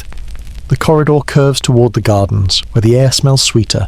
The smoke of copal thins, replaced by night jasmine and damp earth. Moonlight spills across carved stone, softening the hard edges of glyphs. For a moment, the palace feels almost human, almost kind, and it's here, in these gardens, that the forbidden takes root. You pause under an arch of flowering vines, their blossoms pale and trembling in the breeze. The night is quiet except for a faint flute, its notes hesitant, stopping and starting like someone afraid of being overheard. You know what this is: a signal. A song coded in rhythm, played by a hand that doesn't dare knock on a door. Noble women bored of their gilded cages listen for that music. Sometimes it comes from a gardener who tends the marigolds. Sometimes from a musician whose hands tremble more from longing than from strings. Sometimes from another woman, braiding her hair by torchlight, fingers lingering just a heartbeat too long. The Empire tried to turn sex into a contract. into a ledger entry, into a cosmic duty. But the body remembers what the body wants. And in these gardens, away from the emperor's gaze, the rules blur. You imagine the scene: a young woman slipping out of her chamber, her white robe brushing the damp stone, her sandals silent. She knows the risks. A single rumour could end her life. A single discovery could shame her family forever. But the loneliness gnaws sharper than fear. She meets him under the vines, the gardener with dirt still under his fingernails. He bows too deeply, not out of respect but out of terror. His life weighs less than her glance. Yet when she lifts his chin, when their eyes meet, the terror softens into something reckless. They touch hands, brief, trembling, like thieves testing the lock on a forbidden door. The irony presses close. You think of modern scandals, headlines of affairs splashed across screens, whispers of office romances, the sharp double standard that punishes one while excusing the other. The palace wasn't different. The rules just bit harder. Men might be fined, exiled, sometimes spared entirely. Women paid in blood, in tattoos carved into their skin, in the slow erasure of their names. You walk deeper into the garden, past carved benches damp with dew. The flute still plays, now joined by a second, softer voice humming. You imagine two women, braiding each other's hair in secret, their laughter muffled, their closeness disguised as sisterhood. The priest could never comprehend it, or maybe they pretended not to see. But love doesn't wait for comprehension. It simply arrives, uninvited. A torch sputters, sending sparks into the night. The shadows leap across the vines, and for a moment you see shapes that aren't their hands reaching, lips brushing, bodies pressed close in stolen silence. You blink, and they vanish, replaced by the swaying of blossoms. But the images linger in your chest, warm and fragile. The air tastes sweeter here, but also sharper. The sweetness of risk, the sharpness of fear. You imagine yourself in their place, leaning into the danger, knowing that every touch might be your last. It's terrifying, yes, but it's also alive. Empathy twists deeper. You picture a noble woman kneeling beside her lover, pressing a small painted glyph into his palmar butterfly, a flower, a token to say I was here. I existed, even if the Empire pretends I didn't. He hides it in his tunic, prays no one finds it, but keeps it anyway, because love clings even in fear. The irony flickers. You think of how people in your own world leave traces, text messages, photos, DMs sent in the middle of the night. The palace had its own messages painted onto scraps of bark paper, hidden in hair braids, carved into garden walls, and like modern messages, they could be discovered, weaponized, twisted. You stop by a pool of water, its surface rippling with moonlight. The reflection shows the vines above, the stars scattered like spilled maize, your own face half blurred. You imagine another reflection joining your forbidden lover leaning close, the two of you sharing a smile that belongs only to this moment. Then the water ripples again, and the image breaks apart. The whispers return. Not the sharp gossip of the harem, but softer, more intimate. Laughter muffled in sleeves, promises whispered into hair. Footsteps hurried back to chambers before dawn. These whispers don't aim to wound, they aim to survive, but survival is fragile. You remember the punishments you've already seen: branding, tattoos, erasure. You remember the tribunal, the obsidian needles. Every risk taken here is a gamble with death as the house. And yet the maidens still slip into gardens. The wives still braid hair in secret. The gardeners still play their flutes, because a life without choice, without touch, isn't life at all. You breathe in the night air, the jasmine sharp, the earth damp, the smoke faint but still present. Even here, freedom smells like surveillance. You can't escape it. Neither could they. And yet, as you stand in the garden, you feel something else beneath the fear. Tenderness. The kind that makes your chest ache. Not because it's tragic, but because it's human. The Empire could brand bodies, carve shame, turn intimacy into treaties, but it couldn't kill longing. Longing always finds a crack to slip through. The flute stops suddenly. Silence returns, heavy as stone. You glance toward the vines, but the garden is empty. No gardener, no noble woman, no secret lovers. only the faint imprint of footsteps in the dew, already fading. You exhale slowly, letting the silence settle into you. The garden feels colder now, but you carry the warmth of those whispers, those glances, those risks. They lived, even if the Empire wanted to pretend they didn't. The horror of the palace hasn't vanished. But tonight, you've glimpsed a different truth, that even in a world ruled by surveillance, bodies still rebel, quietly, tenderly, and maybe that's what makes the story linger, not the punishments, but the defiance.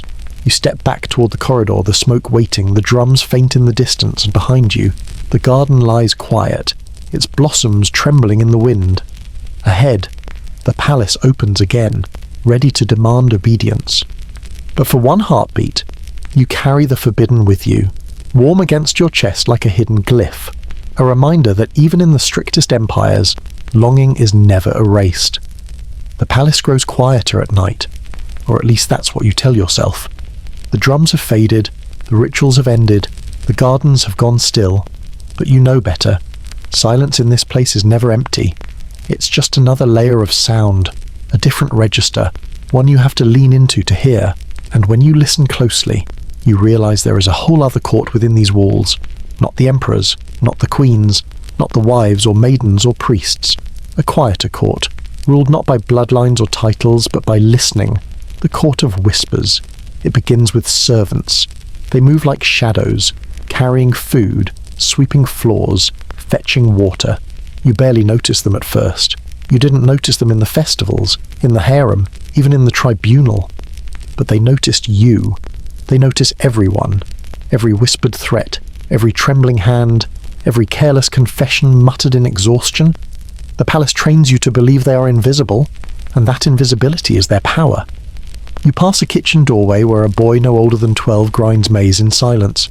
He doesn't look up, but you see his ear tilt toward the conversation drifting from the next room. Later tonight, someone will ask what the emperor said at dinner, what the queen whispered to her maid, what the concubines argued over in the corridor, and he will know. You turn a corner and see a man carrying linens, his arms stacked high. He moves silently, but the linens are stained darker in places blood, sweat, ash.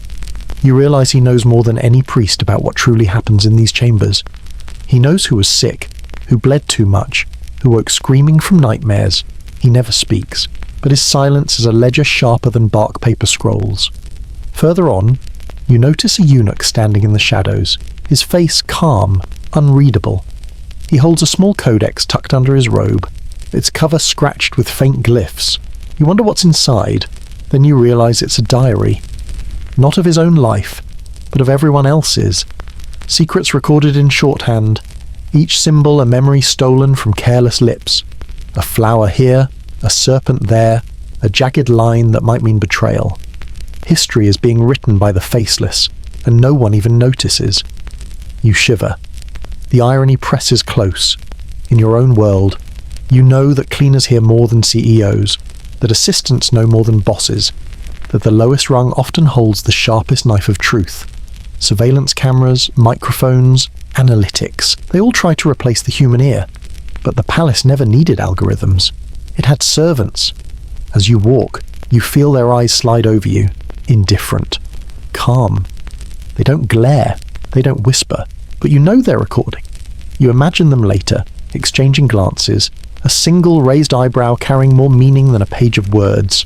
Power here isn't volume, it's silence. On the wall, a mural flickers in torchlight. It shows a man without a face standing between two jaguars. His hands are open, empty, but the jaguars bow their heads to him. You stare until the lines blur, and you realize the artist wasn't painting myth. He was painting truth. The faceless man rules because no one suspects him. Invisibility is his crown. A servant passes with a tray of cups, the froth trembling as he walks. He stumbles slightly, catching himself just before a spill. The nobles laugh softly at his clumsiness, not realizing he has heard every word of their conversation. They think him foolish. That's his disguise. Fools are safe, invisible. And invisibility is survival. You imagine the palace after dark, when the torches dim and the nobles sleep. Servants moving silently through corridors, exchanging fragments like traders. She cried tonight. He argued with the priest. The emperor touched his food only once. Each fact traded like cacao beans, a currency invisible to those above. The whispers hum in your ears now, a constant undercurrent. You can't tell if they come from behind doors or inside your head. Words slide past, half-heard names, threats, promises. You strain to listen, and for a moment you think they're whispering about you. The thought makes your skin crawl. Empathy cuts through.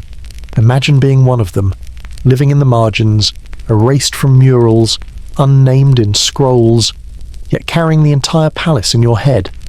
You can never speak openly, never claim your knowledge, but without you, the empire collapses. The irony digs deeper. You think of modern offices again, assistants who manage calendars, interns who overhear private calls, cleaners who see documents left on desks, all invisible, all underestimated, all powerful in silence. The Court of Whispers didn't vanish with the Aztecs. It just changed uniforms. A eunuch steps closer to you, his face blank. He places the codex on a shelf, then walks away without a word.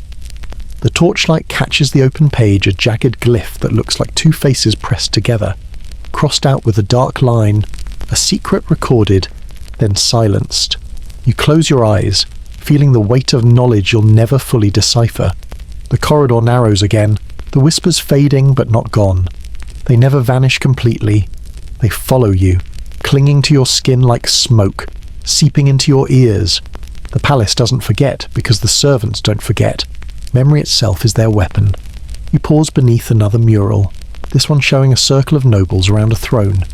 Behind them, small faceless figures are drawn, barely visible, their hands holding strings. The nobles look powerful, but the strings betray them. You exhale slowly, the irony sinking in. The empire's greatest secret was that it was never ruled solely by crowns. It was ruled by ears. The silence thickens again, and you realize how tired you feel. The rhythm of whispers, the endless recording, the quiet surveillance, it dulls you, lulls you. Fear fades into monotony, and monotony becomes hypnotic. You understand now why the palace endures. Terror isn't always loud. Sometimes it's a whisper that never stops. You close your eyes for a moment, listening. The whispers wash over you, soft as lullabies, terrible as daggers. They remind you of every office, every city street, every crowded cafe where voices murmur things you'll never fully hear. And yet, they soothe you too, because they are familiar. You've always lived among whispers. When you open your eyes again, the corridor is empty. No servants, no eunuchs, only smoke curling from a dying torch. But you know they're still here, recording, remembering, invisible. The Court of Whispers never leaves. You step forward, carrying their silence like a weight and like a blanket, both danger and comfort, pressing you deeper into the rhythm of the palace. The corridors twist again, as though the palace itself wants to confuse you. You think you've seen everything, blood, whispers, secrets, but the air here is different.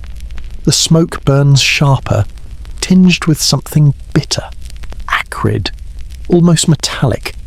You step into a chamber and realize why. The walls are painted black, ceiling low, torches flickering just enough to paint moving shadows. Bowls line the floor, steaming with bitter brews of cacao mixed with strange herbs. The smell is overwhelming, earthy, sour, and sweet in turns. A cocktail designed not to please the tongue but to break it. This is the Chamber of Visions. Peyote, morning glory seeds, mushrooms plants the Aztecs believed tore the curtain between worlds. And here, sex was not just duty, not just politics, but prophecy.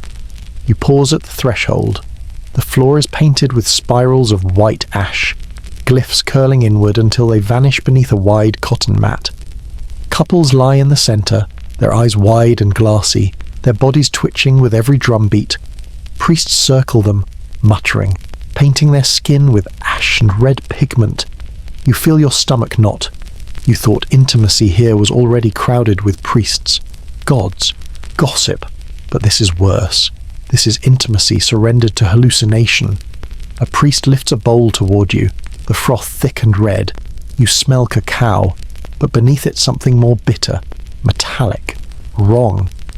You imagine it on your tongue burning, twisting, making the walls melt and the torches scream. You step back, shaking your head. Shock clenches your chest. You watch as a woman drinks and shudders, her pupils swallowing her eyes. She turns to the man beside her, and their hands clutch like lifelines. They begin to move together, not in rhythm with one another, but with something larger, the spiral on the floor, the chant of the priests, the heartbeat of drums. Their breath comes ragged, broken, like animals caught between hunger and prayer. The priests lean in, recording every twitch. One scratches glyphs onto bark paper, 2 serpents coiled, a flower split in half, a jagged line that might mean lightning. These aren't lovers' gestures anymore. They're omens. Every sigh becomes weather, every shudder a war. The bodies don't belong to themselves, they belong to prophecy. The irony presses in, sharp and absurd. You think of modern executives flying to the jungle for ayahuasca retreats, drinking foul brews to see visions of company futures. You imagine a CEO writhing on a mat, murmuring about stock prices while a shaman scribbles notes.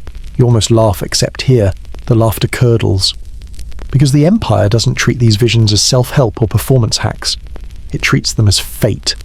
A young noble staggers forward, his lips stained red.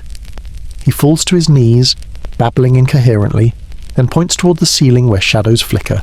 The priests cry out, declaring it a vision. He has seen a jaguar devour the moon, they say. It means war. His words are carried out of this chamber, into scrolls, into decisions that will spill blood before sunrise. You shiver. One man's hallucination is another empire's foreign policy. The air grows thicker. You feel dizzy, even without drinking. The smoke seeps into your lungs, and the chanting rattles in your bones. You close your eyes for a moment and see colours behind your lids, reds too sharp, blues too deep, shapes twisting in spirals. You open them quickly, afraid of what else you might see. Empathy stirs in your chest. You look at the woman lying on the mat, her eyes unfocused, her lips trembling. Is she seeing gods, or is she just trying not to choke? Does she believe in the visions, or is she trapped in them? You think of the noble girls in the tribunal, the queens in their chambers, the maidens in the gardens. Their bodies never belong to them. And here, their minds don't either. Even their hallucinations are stolen. One couple collapses, their limbs twitching, sweat glistening under torchlight. Priests rush forward, not to help but to interpret. They press painted stones onto the couple's skin, chanting louder, declaring the gods have spoken. You wonder if anyone ever dared say, maybe it's just the drugs. You know the answer. Doubt doesn't feed empires. Prophecy does. The irony digs deeper. You think of boardrooms again, people squinting at charts, drawing conclusions from numbers that wobble with uncertainty. They call it data, analysis, strategy. But sometimes it's nothing more than hallucination written in spreadsheets. At least here they admitted the visions came from smoke. Your eyes drift to the spiral painted on the floor. The ash glows faintly in torchlight, curling inward, endless. You stare too long, and it seems to pull at you, dragging your mind down into its centre. You shake your head, but the spiral lingers, burned into your sight. You exhale, trying to steady yourself, but your breath feels heavier, as though the smoke itself weighs more than air. You sit at the edge of the chamber, closing your eyes, letting the sounds wash over you. The growls, the chants, the sobs, they merge into rhythm, almost like waves. Terrifying, yes, but lulling too. Even horror has a cadence, and cadence can rock you toward a sleep. When you open your eyes again, you see a priest staring at you, his pupils wide, his lips painted black. He raises his hand, palm open, as though offering you something. You don't move. The offer isn't for you. It never was. This empire doesn't need your visions. It already has too many. The session ends as suddenly as it began. The drums fall silent. The couples collapse, exhausted, their breaths shallow. The priests cover them with cloth, whispering, recording, storing each twitch as though it were gold. The torches dim, and the spiral on the floor fades into shadow. You stand slowly, your legs unsteady. The chamber feels smaller now, the smoke thicker. You step back into the corridor, the cooler air washing over you, behind you. The peyote beds fade into silence. But the images cling spirals, jaguars, lips stained red. Reflection presses in as you walk. You think of the endless need for certainty, for answers, for signs. The Aztecs found theirs in smoke and flesh. Your world finds them in charts, surveys, screens. Maybe both are illusions. Maybe both are just ways of coping with chaos. You exhale, the smoke still burning your throat, but softer now. The horror dulls, replaced by a strange calm. Because even in hallucinations, there is rhythm. And rhythm, however terrifying, is always familiar. You walk on deeper into the palace, carrying the spiral with you. The spiral of the prophecy chamber still lingers in your eyes as you step into the next corridor. You blink, but the images don't vanish. They follow, curling along the walls, hiding in the shadows, and then, slowly, the corridor changes. The black-painted walls give way to pale stone carved with sharper glyphs. Torches burn lower here, their smoke drifting not upward but sideways, as if unwilling to rise. This is not a place of visions. This is a place of judgment. The air is heavy with the smell of ash and pigment. In the centre of the chamber sits a low bench, worn smooth by countless bodies. Beside it lies a tray of obsidian needles, their tips black and glistening. Clay pots of ink wait nearby, some dark as soot, others mixed with the ashes of ground bones. You feel your skin prickle before you even understand. This is where they branded the impure. Affairs were not uncommon in the palace. You've seen them in gardens, in whispers, in glances stolen in corridors. But discovery was ruin, death. Sometimes, but often worse. Shame tattoos, permanent marks carved into flesh. Not just punishment, but a lifetime sentence of humiliation. You picture yourself sitting on that bench, the smoke in your throat, the cold stone against your legs. A priest approaches with a needle, dips it into ink and presses it to your skin. The sting is sharp, immediate, but worse is the permanence. The mark doesn't fade, it doesn't forgive. It whispers your mistake every time someone looks. Shock crawls up your spine. The murals along the walls show men and women with broken butterflies etched onto their arms, jagged flowers carved into their cheeks. Each mark is a scarlet letter written in obsidian. You stare too long and the painted figures seem to laugh not cruelly, but bitterly. Their eyes meet yours as if to say, "This is what survival cost me." The irony presses close. You think of your own world, of public scandals, of reputations destroyed by rumour and cancellation, tweets shared, screenshotted, never erased, shame as permanent record, not ink but pixels, different tools, same effect. The Aztecs didn't need hashtags. They had obsidian needles. A man enters the chamber, led by 2 guards. His head is bowed, his wrists bound. He kneels at the bench, his breath ragged.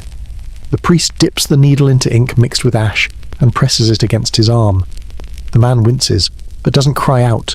The glyph etched into his flesh blooms slowly, a flower, its petals twisted, broken, incomplete, the mark of betrayal. You feel your chest tighten. You know this isn't just pain. This is memory forced onto skin, a story you cannot rewrite.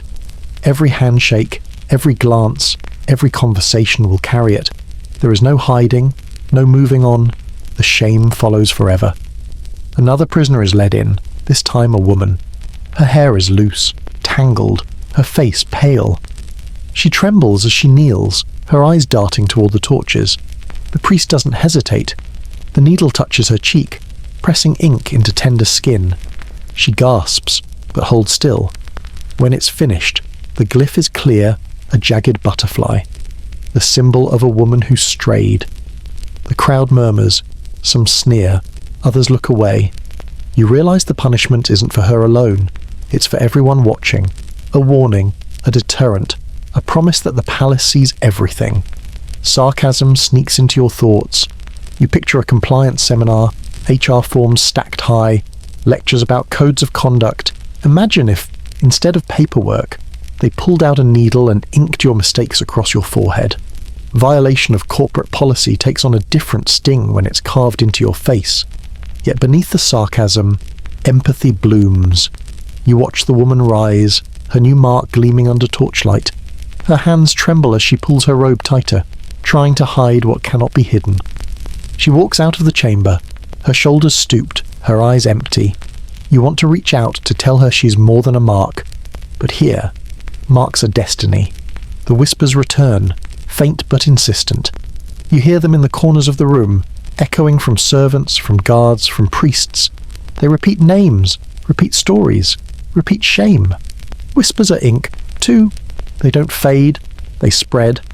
On the wall, another mural shows a nobleman lifting his arm proudly, his shame tattoo turned into a badge. Some whispered that the marked sometimes leaned into it, wearing their brand as defiance. Yes, I strayed, the mark seemed to say, and I still live. You imagine that kind of courage, to turn humiliation into identity. It's dangerous, but it's survival of a different kind. The irony deepens. You think of your world's rebels, of people who reclaim slurs, who wear scars openly, who turn shame into fuel. Maybe it's not so different. The mark was meant to silence. Sometimes it gave voice instead. The chamber hums with the rhythm of needle against skin, of whispers turning into records. You close your eyes, the smell of ash and ink filling your lungs. The horror is sharp, but even horror dulls when it repeats. The rhythm lulls you, the monotony of punishment becoming hypnotic. Shock softens into empathy. You imagine yourself leaving this chamber, marked forever, whispers following you into every room. And then you think, isn't that what life is anyway? Marks we can't erase, reputations we can't control, whispers we can't silence. Maybe the difference isn't the mark. Maybe it's the permanence. Reflection presses in as you open your eyes. The Aztecs believed shame was more powerful than execution. Death ends a story. A tattoo repeats it forever. You wonder if they were right. You step back into the corridor, the smoke clinging to your skin, the whispers trailing after you. Behind you, the chamber fades into silence. Ahead, the palace waits with new demands, but the marks remain, carved into memory, into flesh, into you. The palace has shown you blood, shame, and whispers, but it also had another weapon, one subtler than knives, quieter than gossip, and more permanent than tattoos. Education. Control wasn't only carved into skin or burned into ritual. It was whispered into ears, painted onto scrolls, drilled into children before they were old enough to question it. If you teach people to fear themselves, you don't need guards at the door. The guard is already inside their heads. You step into the school chamber and feel the difference immediately. No flowers or torches, no murals of blood-soaked gods, just benches, scrolls, and walls painted with symbols that look almost childish at first glance. Flowers, arrows, jars, serpents. The air smells of chalk dust, parchment, and faintly of maize cakes brought in for the students. The priest at the front clears his throat. His voice is stern, dry, the kind of tone that could turn anything into law. He holds up a painted scroll showing a flower pierced by an arrow. This, he declares, is what happens when desire is careless. A flower may be beautiful, but one careless strike, and it is ruined forever. The boys sitting cross-legged on mats nod seriously. You try not to laugh. You've heard versions of this before, birds. Bees. Abstinence lectures delivered with pained solemnity. Now, here it is, centuries earlier, just dressed in feathers and glyphs. The priest moves on to another symbol, a jar filled to the brim with water. This is lust, he says. If you try to carry it carelessly, it spills and drowns you. Keep it measured, controlled, and it will sustain you. The students murmur approval, though you can see some shifting uncomfortably. Who wouldn't imagine being 15, curious, terrified, and stuck listening to metaphors about jars and flowers while everyone pretends not to smirk? Then comes the chili peppers. A servant places a bowl in the priest's hands, bright red and glistening in the torchlight. The smell is sharp, almost burning from where you sit. The priest raises one and intones, "Do not consume too many of these, or women. Both will burn you from the inside." The boys laugh nervously, a few glancing at one another. The priest slams the bowl down. The peppers scatter across the floor, rolling like embers. His voice hardens. Excess is destruction. A man who cannot control himself dishonors his gods, his family, and his people. The laughter dies instantly. You feel your own smirk fade too. Humour evaporates quickly in this chamber. A girl is brought forward next. She's not here to learn, but to serve as example. Her hair is neatly braided, her robe spotless, her eyes fixed on the ground. The priest gestures toward her and says, "She is the maize field. Touch her before the season, and the harvest will fail. Respect her timing, or you starve." The boys glance quickly at her, then away again, embarrassed, afraid. The girl doesn't move. She is dismissed without a word, as though her role was to remind everyone else that her body belongs to the lesson, not to herself. You feel your stomach twist. Education here isn't about guidance. It's about surveillance dressed as wisdom. The priests continue with more glyphs. 2 serpents coiling around a single flower. This is passion uncontrolled. It devours both. A youth collapsing under the weight of a heavy jar. This is lust without balance. It breaks you. A torch lit at both ends. This is indulgence. It burns faster, and soon nothing remains.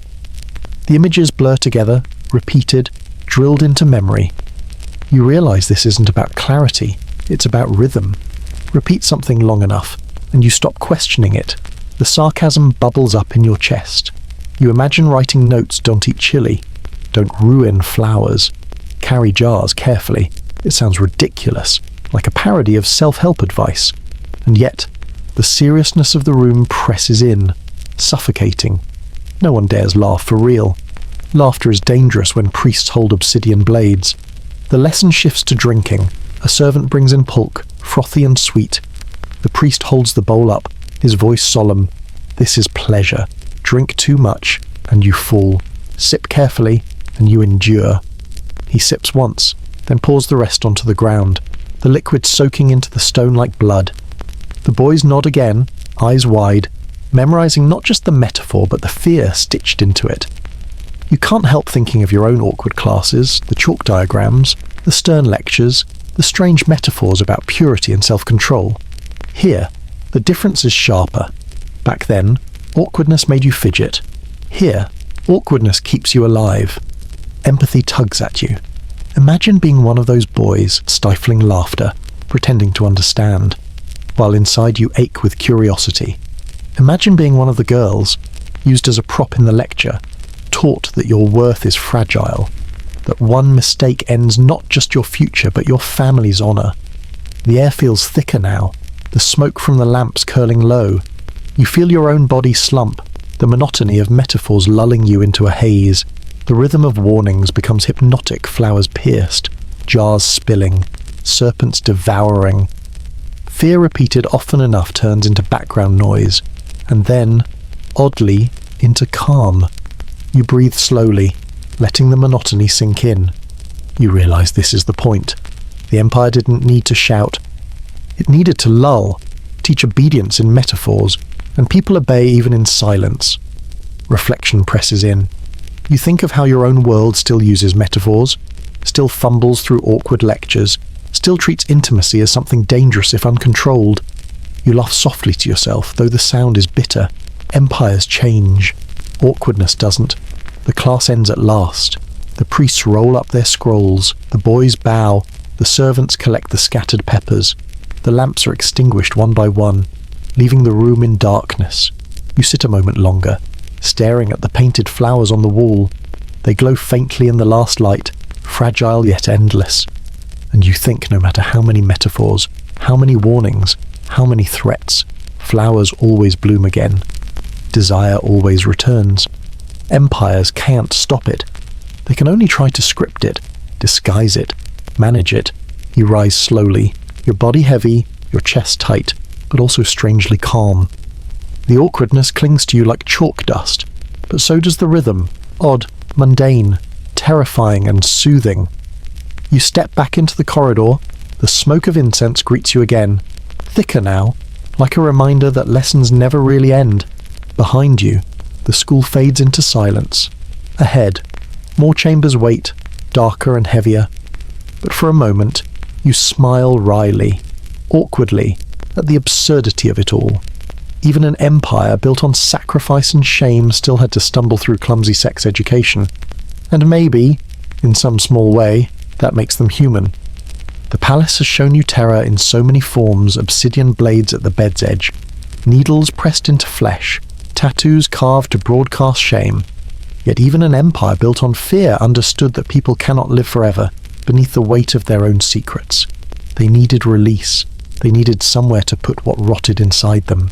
And so, they came here to the shrine of Tlazolteotl, the eater of filth. The air changes as soon as you step inside. The smell is heavier, muddier, sweet and foul all at once, as if incense were mixed with compost and ashes. It coats your tongue, makes you gag a little, but also pulls you forward.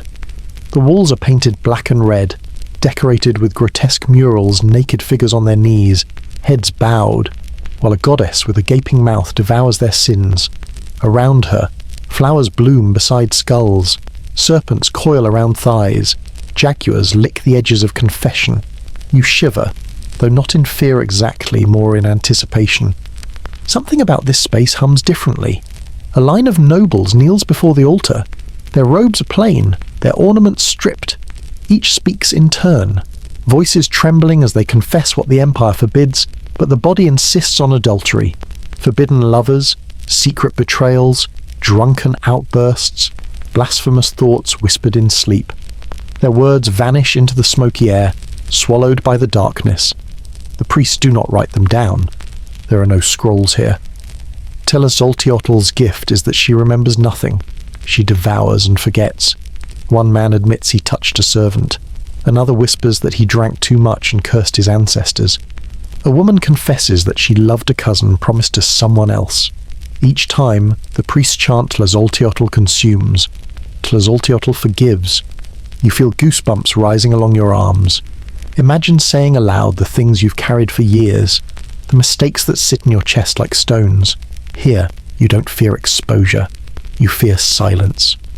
To walk away unconfessed is worse than shame. It is poison left to rot inside you. The irony slices deep. You think of modern therapy, of confessionals, of anonymous forums where people spill their darkest secrets into the void. In your world, the listener nods, maybe offers advice, maybe prescribes a pill. Here, the listener is a goddess with blackened teeth, swallowing your words whole. Brutal, grotesque, but in a way honest. A noble woman steps forward. She kneels, her hair falling forward like a curtain. She whispers so faintly that you cannot hear. The priest leans close, nods once, then pours ash over her head. Devoured, he declares. She rises slowly, face streaked with soot, but her eyes calmer, as though her lungs have been rinsed. You shiver again, not with dread this time, but with something stranger. Relief, empathy curls through you. You imagine kneeling here yourself, whispering the mistakes you never admitted, the regrets you pretend not to carry. You imagine the weight leaving you, not judged, not recorded, just consumed. The thought makes your shoulders slacken. Even the grotesque can heal. If you believe in it, the ritual continues. Priests smear mud onto bare skin, then wipe it away with cloth. They press flowers into hands, then burn them in fire until only smoke remains. Everything filthy becomes offering. Everything shameful becomes fuel. Tlazolteotl does not punish sin. She eats it, transforms it, recycles it. On the walls, her image looms large. One mural shows her squatting, her mouth wide, teeth gleaming, her belly swollen with the weight of devoured shame. At first you recoil, then you notice her eyes. They aren't cruel, they're almost kind, almost maternal. The paradox strikes you, she horrifies, but she heals. Whispers float through your head, Spanish friars writing about her centuries later, horrified by the idea of a goddess who ate sin. They called her obscene, satanic, proof of Aztec corruption. Yet even as they condemned her, they built their own booths of confession. You smirk at the irony. The conquerors erased her name but kept her function. They feared the goddess, but they needed her too. The chamber grows thicker with smoke, and you feel dizzy. You close your eyes and imagine kneeling, whispering your own secrets into the void. At first you panic, as if the goddess will consume not just your sin but you. But then you feel something lift, something lighten. You breathe deeper, easier.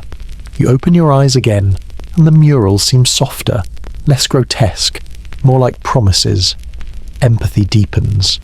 You think of all the women in the palace, the maidens surveilled, the wives inspected, the lovers punished. They had no safe space, no voice. Except here. Here they could whisper what they couldn't say anywhere else, and believe it would vanish. Perhaps that's why the shrine of Tlazolteotl mattered more than any tribunal or festival. Fear kept the palace standing, but forgiveness kept it from collapsing. The irony lingers. You think of modern scandals, public shaming, cancel culture. People today still beg for a place to deposit their mistakes, to wipe clean the ledger. Sometimes it's a therapist's couch, sometimes a late-night text, sometimes an algorithm that buries old posts. The Aztecs simply had a goddess who promised to chew it all up and spit out nothing. The chanting softens, the confessions end. Ash drifts through the air like snow. You stand still, letting it fall on your shoulders. Instead of heaviness, you feel lighter. For the first time in this palace, the smoke doesn't strangle. It soothes. Reflection presses gently. The Empire built rituals of blood and terror, but it also built this one ritual of release. Without it, the palace would have drowned in its own filth. Perhaps that is the truth of every empire. Control requires both fear and forgiveness.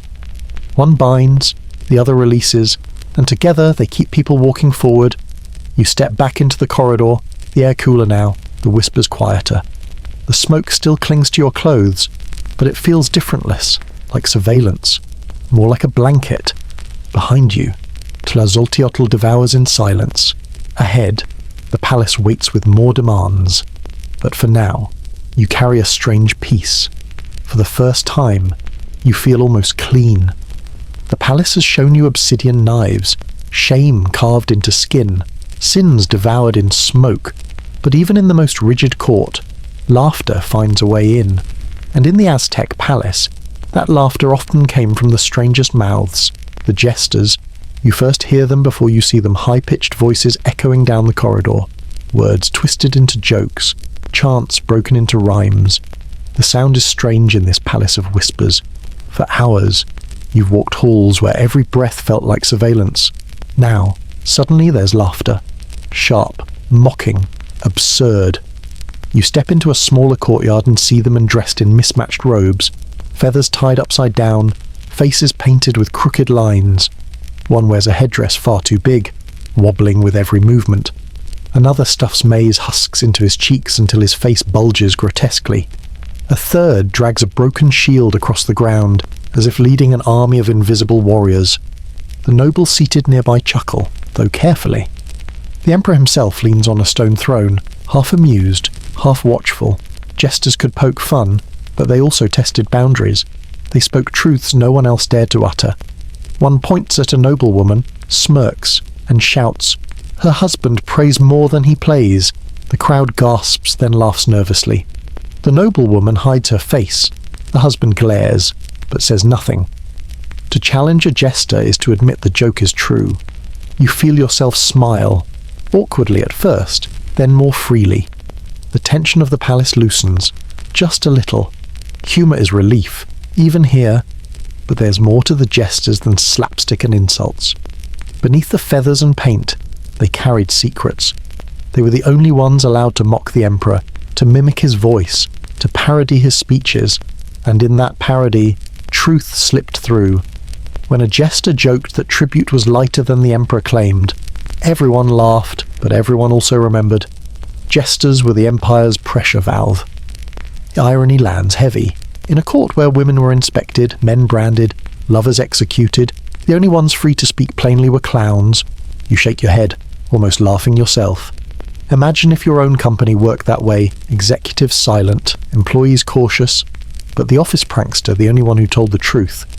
In a way, maybe it already does. The jesters move closer to the emperor now. One dances clumsily, deliberately tripping over his own feet. Another imitates the emperor's gait, puffing his chest, barking orders at invisible servants. The emperor chuckles, waves a hand, indulgent. Power tolerates laughter as long as it doesn't bite too deep. But later, when the crowd disperses, you notice something else. A jester lingers near a noblewoman. Their eyes meet briefly. too briefly, but unmistakable. Another slips a folded cloth into the hand of a servant girl. Another disappears behind a curtain with a young man carrying musical instruments. Whispers follow you through the hall, jesters are lovers too. Their humour disarms suspicion. Their low status shields them. Where nobles are bound by duty, jesters slide between the cracks. They become confidants, companions, sometimes secret partners. The irony is delicious. Those mocked as fools wield intimacy as power. You picture a noblewoman suffocating under the gaze of priests, finding comfort in the arms of a painted clown, a servant boy, invisible to everyone else, touched tenderly by the one man allowed to speak nonsense. Desire finds its way through cracks. Even if the cracks are painted red and yellow, the empathy cuts deeper. You think of your own world, the way laughter can open doors, the way humour slips beneath defences. Jesters didn't just make jokes. They gave the lonely a place to breathe. They offered intimacy without the crushing weight of treaties, bloodlines, or rituals. In the courtyard, a jester sings now. His voice is thin but clear. The song is nonsense on the surface, about birds stealing chili peppers and frogs arguing with stars. But hidden inside are sharper jabs about nobles who hoard too much, priests who drink too deeply, marriages that feel like prisons. The crowd roars with laughter, but you hear the truth tucked in every line. You lean back against a pillar, breathing easier than you have in hours. After the smoke, the shame, the confessions, this feels almost human, almost safe. The jester's absurdity lulls you, like a lullaby made of sarcasm. Yet irony remains. These same jesters who mocked openly were also expendable. If they crossed a line, they could vanish overnight, disappearing into the same silence that swallowed adulterous lovers. But while they lasted, they gave something rare. They gave laughter in a palace of fear. You imagine drifting off here, head resting against cool stone, the echo of foolish songs in your ears. It feels safer than priest chants, kinder than rulers' commands. The smoke still lingers, but laughter cuts through it like a breeze. Reflection creeps in as the courtyard empties. The jesters bow, their painted faces streaked with sweat. The nobles return to silence. The emperor retires behind obsidian doors, but you carry the sound with you, laughter rising in a place where it shouldn't exist. And you realize every empire needs its fools. Without them, the weight of control crushes everyone. Without them, secrets rot in silence. The jesters gave more than comedy. They gave companionship, intimacy, and truth wrapped in absurdity. You step back into the corridor, smiling faintly. Ahead waits scandal, collapse, and foreign conquest. But for now, you carry this small reprieve, the knowledge that even here, in the palace of surveillance and shame, someone could still make a joke, someone could still make a lover laugh, and in that laughter, you feel something unexpected tenderness. The palace is quieter than usual, though quiet here is always deceptive. It means something is brewing. Whispers travel faster, servants keep their eyes lower, priests pray more loudly than usual, as if drowning out a rumour that has already spread too far. You step into the courtyard and feel it in the air, the heaviness of scandal. The story begins, as so many do, with a woman, not just any woman, but a princess promised elsewhere. Her fate already sealed by alliances and treaties. She should have been a bridge between empires, a knot tying neighbours into peace. Instead, she became fire thrown into dry fields. Her name is whispered with caution. Some call her the jewel of the East, her skin pale as moonlight, her hair long and black, braided with gold threads. Others mutter that she carried omens with her birth, that a comet blazed the night she first cried. Whatever the truth, everyone agrees she was not meant for the emperor, but he wanted her. You imagine the first time he saw her brought as part of a delegation, veiled, her eyes downcast. Around her, lords carried tribute cacao beans, textiles, carved jade, but none of it mattered. The emperor's gaze fixed on her, and the treaty dissolved the instant desire entered the room. Desire, in this palace, was supposed to be managed, turned into duty, ritual, prophecy. But here, it slipped loose. And when an emperor desires what is forbidden, the entire empire trembles. The feather palace was built for her. That's what people whispered, a whole wing of the palace draped in quetzal feathers, shimmering green and blue, walls soft with plumage, Ceilings hung with feather mosaics. Servants plucked feathers from birds across the empire, sacrificing colour and flight to adorn one woman's chamber. Even the floor was covered with feather mats, muffling footsteps, making every visitor walk as if underwater. The irony presses sharp. You think of modern scandals, politicians building private apartments for lovers, CEOs funneling company wealth into hidden penthouses. The Aztecs were no different, only their extravagance was more obvious. Impossible to hide feathers shimmer in sunlight. You picture yourself walking into that palace of feathers. The air must have smelled faintly of birds, of dust and oil, of perfume layered too heavily to mask the scent. You imagine brushing your hand against the walls, the softness disorienting like walking inside the body of some enormous bird. Every feather stitched into place whispered of defiance. This woman is mine, treaty be damned. The scandal spread. Of course, it always does. Ambassadors carried word back to their lords. Rivals fumed. Priests muttered. Families that had promised daughters to the emperor felt insulted, discarded. And yet, no one dared challenge him openly. He was the emperor. His will was law. But even emperors live inside systems. And when one man bends the rules too far, the system strains. You think of the queen, the principal wife, the shadow CEO you saw earlier. How did she sit in her chamber while feathers rose in another wing? Did she tighten her grip, whisper sharper threats, or remain silent and wait for the empire itself to punish him? Silence can be sharper than any blade. Empathy stirs in your chest. Imagine the woman at the center of it, the princess draped in feathers. Did she feel chosen, or trapped, elevated, or condemned? Was she a lover, or a hostage you'll never know? The chronicles don't say. The palace didn't record feelings, only outcomes. But whispers suggest she vanished. Some say she was sacrificed when tensions rose too high, her blood spilling across feathers until they clumped and rotted. Others say she was exiled, sent back to her family in shame, her presence erased from scrolls. A few, the boldest whispers, claim she escaped slipping out under moonlight, aided by servants who pitied her. The ambiguity lingers like smoke. No one agrees, and that, perhaps, is the most powerful omen of all the scandal never found resolution. It lived on as rumour, as threat, as reminder that even emperors are vulnerable when desire breaks its leash. The irony curls tight. You think of your own world, where scandals live forever online, unresolved, replayed endlessly with no conclusion. Here, the whispers played the same role. They survived conquests. Conquests survived centuries, and still the whispers breathe the feather palace, the princess, the emperor's desire that almost broke the empire. You lean against a stone pillar, listening to the echoes. Servants pass with their eyes lowered. Priests mutter louder than before. Nobles keep their voices clipped. It's all performance, all theatre, because everyone knows the emperor has eared. And yet, no one says it aloud. Your chest tightens. Scandal doesn't always roar. Sometimes it suffocates with silence. The whispers grow sharper as the days pass. You can feel them in the hallways, like smoke curling beneath doors. Servants murmur of nobles plotting. Priests argue over omens. Ambassadors shuffle their feet more nervously during audiences. The Feather Palace isn't just scandal, it's destabilization. The emperor has broken the unspoken contract. He was supposed to marry for alliances, to bed for ritual, to treat intimacy as treaty and obligation. By taking the forbidden princess for himself, he didn't just break a law. He broke the logic of the empire. You picture the high priests gathered in their chamber, smoke thick around them. One insists the affair has angered the gods. Another warns that enemies will see this as weakness.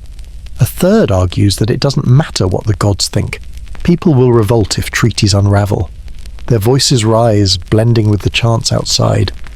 Religion, politics, gossiphere, they are the same. The scandal spreads outward. Tributary towns whisper that the emperor values desire more than duty. Warriors grumble that they march and bleed while the ruler drowns in feathers. Even within the palace, resentment thickens. A guard mutters that he hasn't been paid. A servant smirks when feathers fall loose in the corridor. Small rebellions grow in silence. You imagine yourself walking through the Feather Palace. the walls still shimmering but the air uneasy.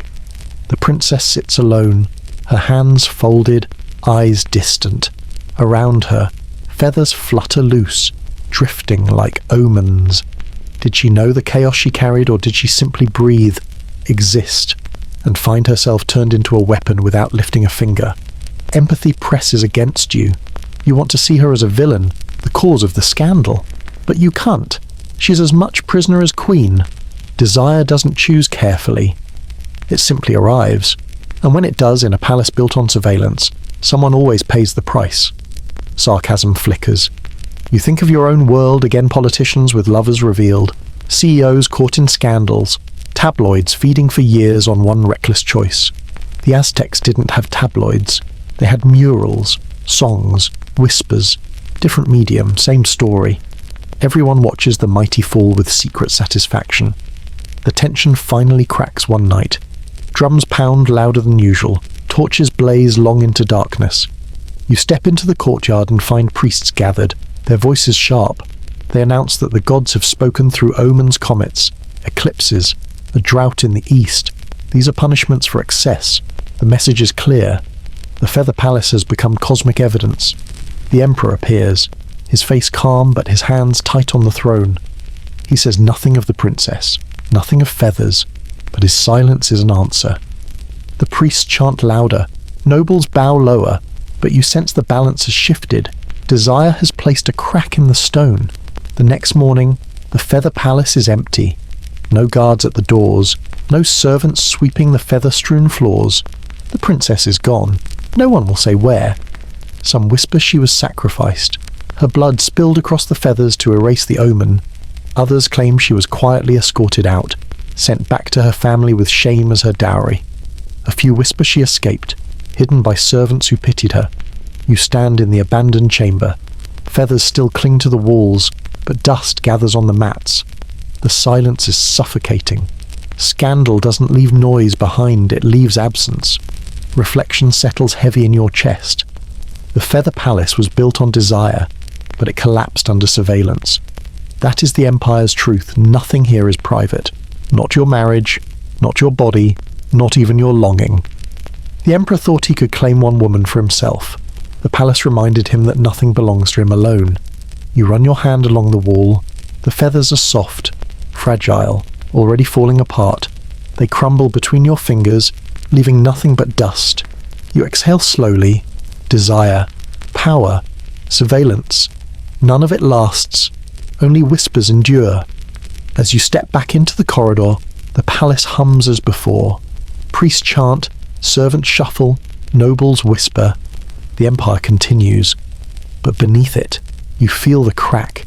You carry it with you, the reminder that even emperors stumble, and when they do, the whole palace trembles. And you think, with a mix of awe and weary irony, power bends empires, but desire breaks them. The palace stands as it always has, stone walls, painted murals, smoke curling through the corridors, but something has shifted. You can feel it in the silence. The scandal of feathers lingers, but it is no longer the only weight pressing on the Empire. From beyond the mountains, beyond the ocean, strangers are coming, and they will bring with them a new kind of silence. The Spaniards step into Tenochtitlan like men walking through a dream. They gape at canals, at markets, at temples that rise higher than their churches back home. But what shocks them most is not the scale of the city. It is the intimacy of the Empire. They hear the whispers, they glimpse the murals, they smell the smoke, and to their eyes, it is filth. They write quickly, furiously, as though to cleanse themselves with ink. They describe women who are too free, men who are too adorned, priests who turn desire into ritual. They do not understand Tlazolteotl, the goddess who devours sin. They call her obscene. They do not understand jesters who love in secret, or maidens who confess in whispers. They call it corruption.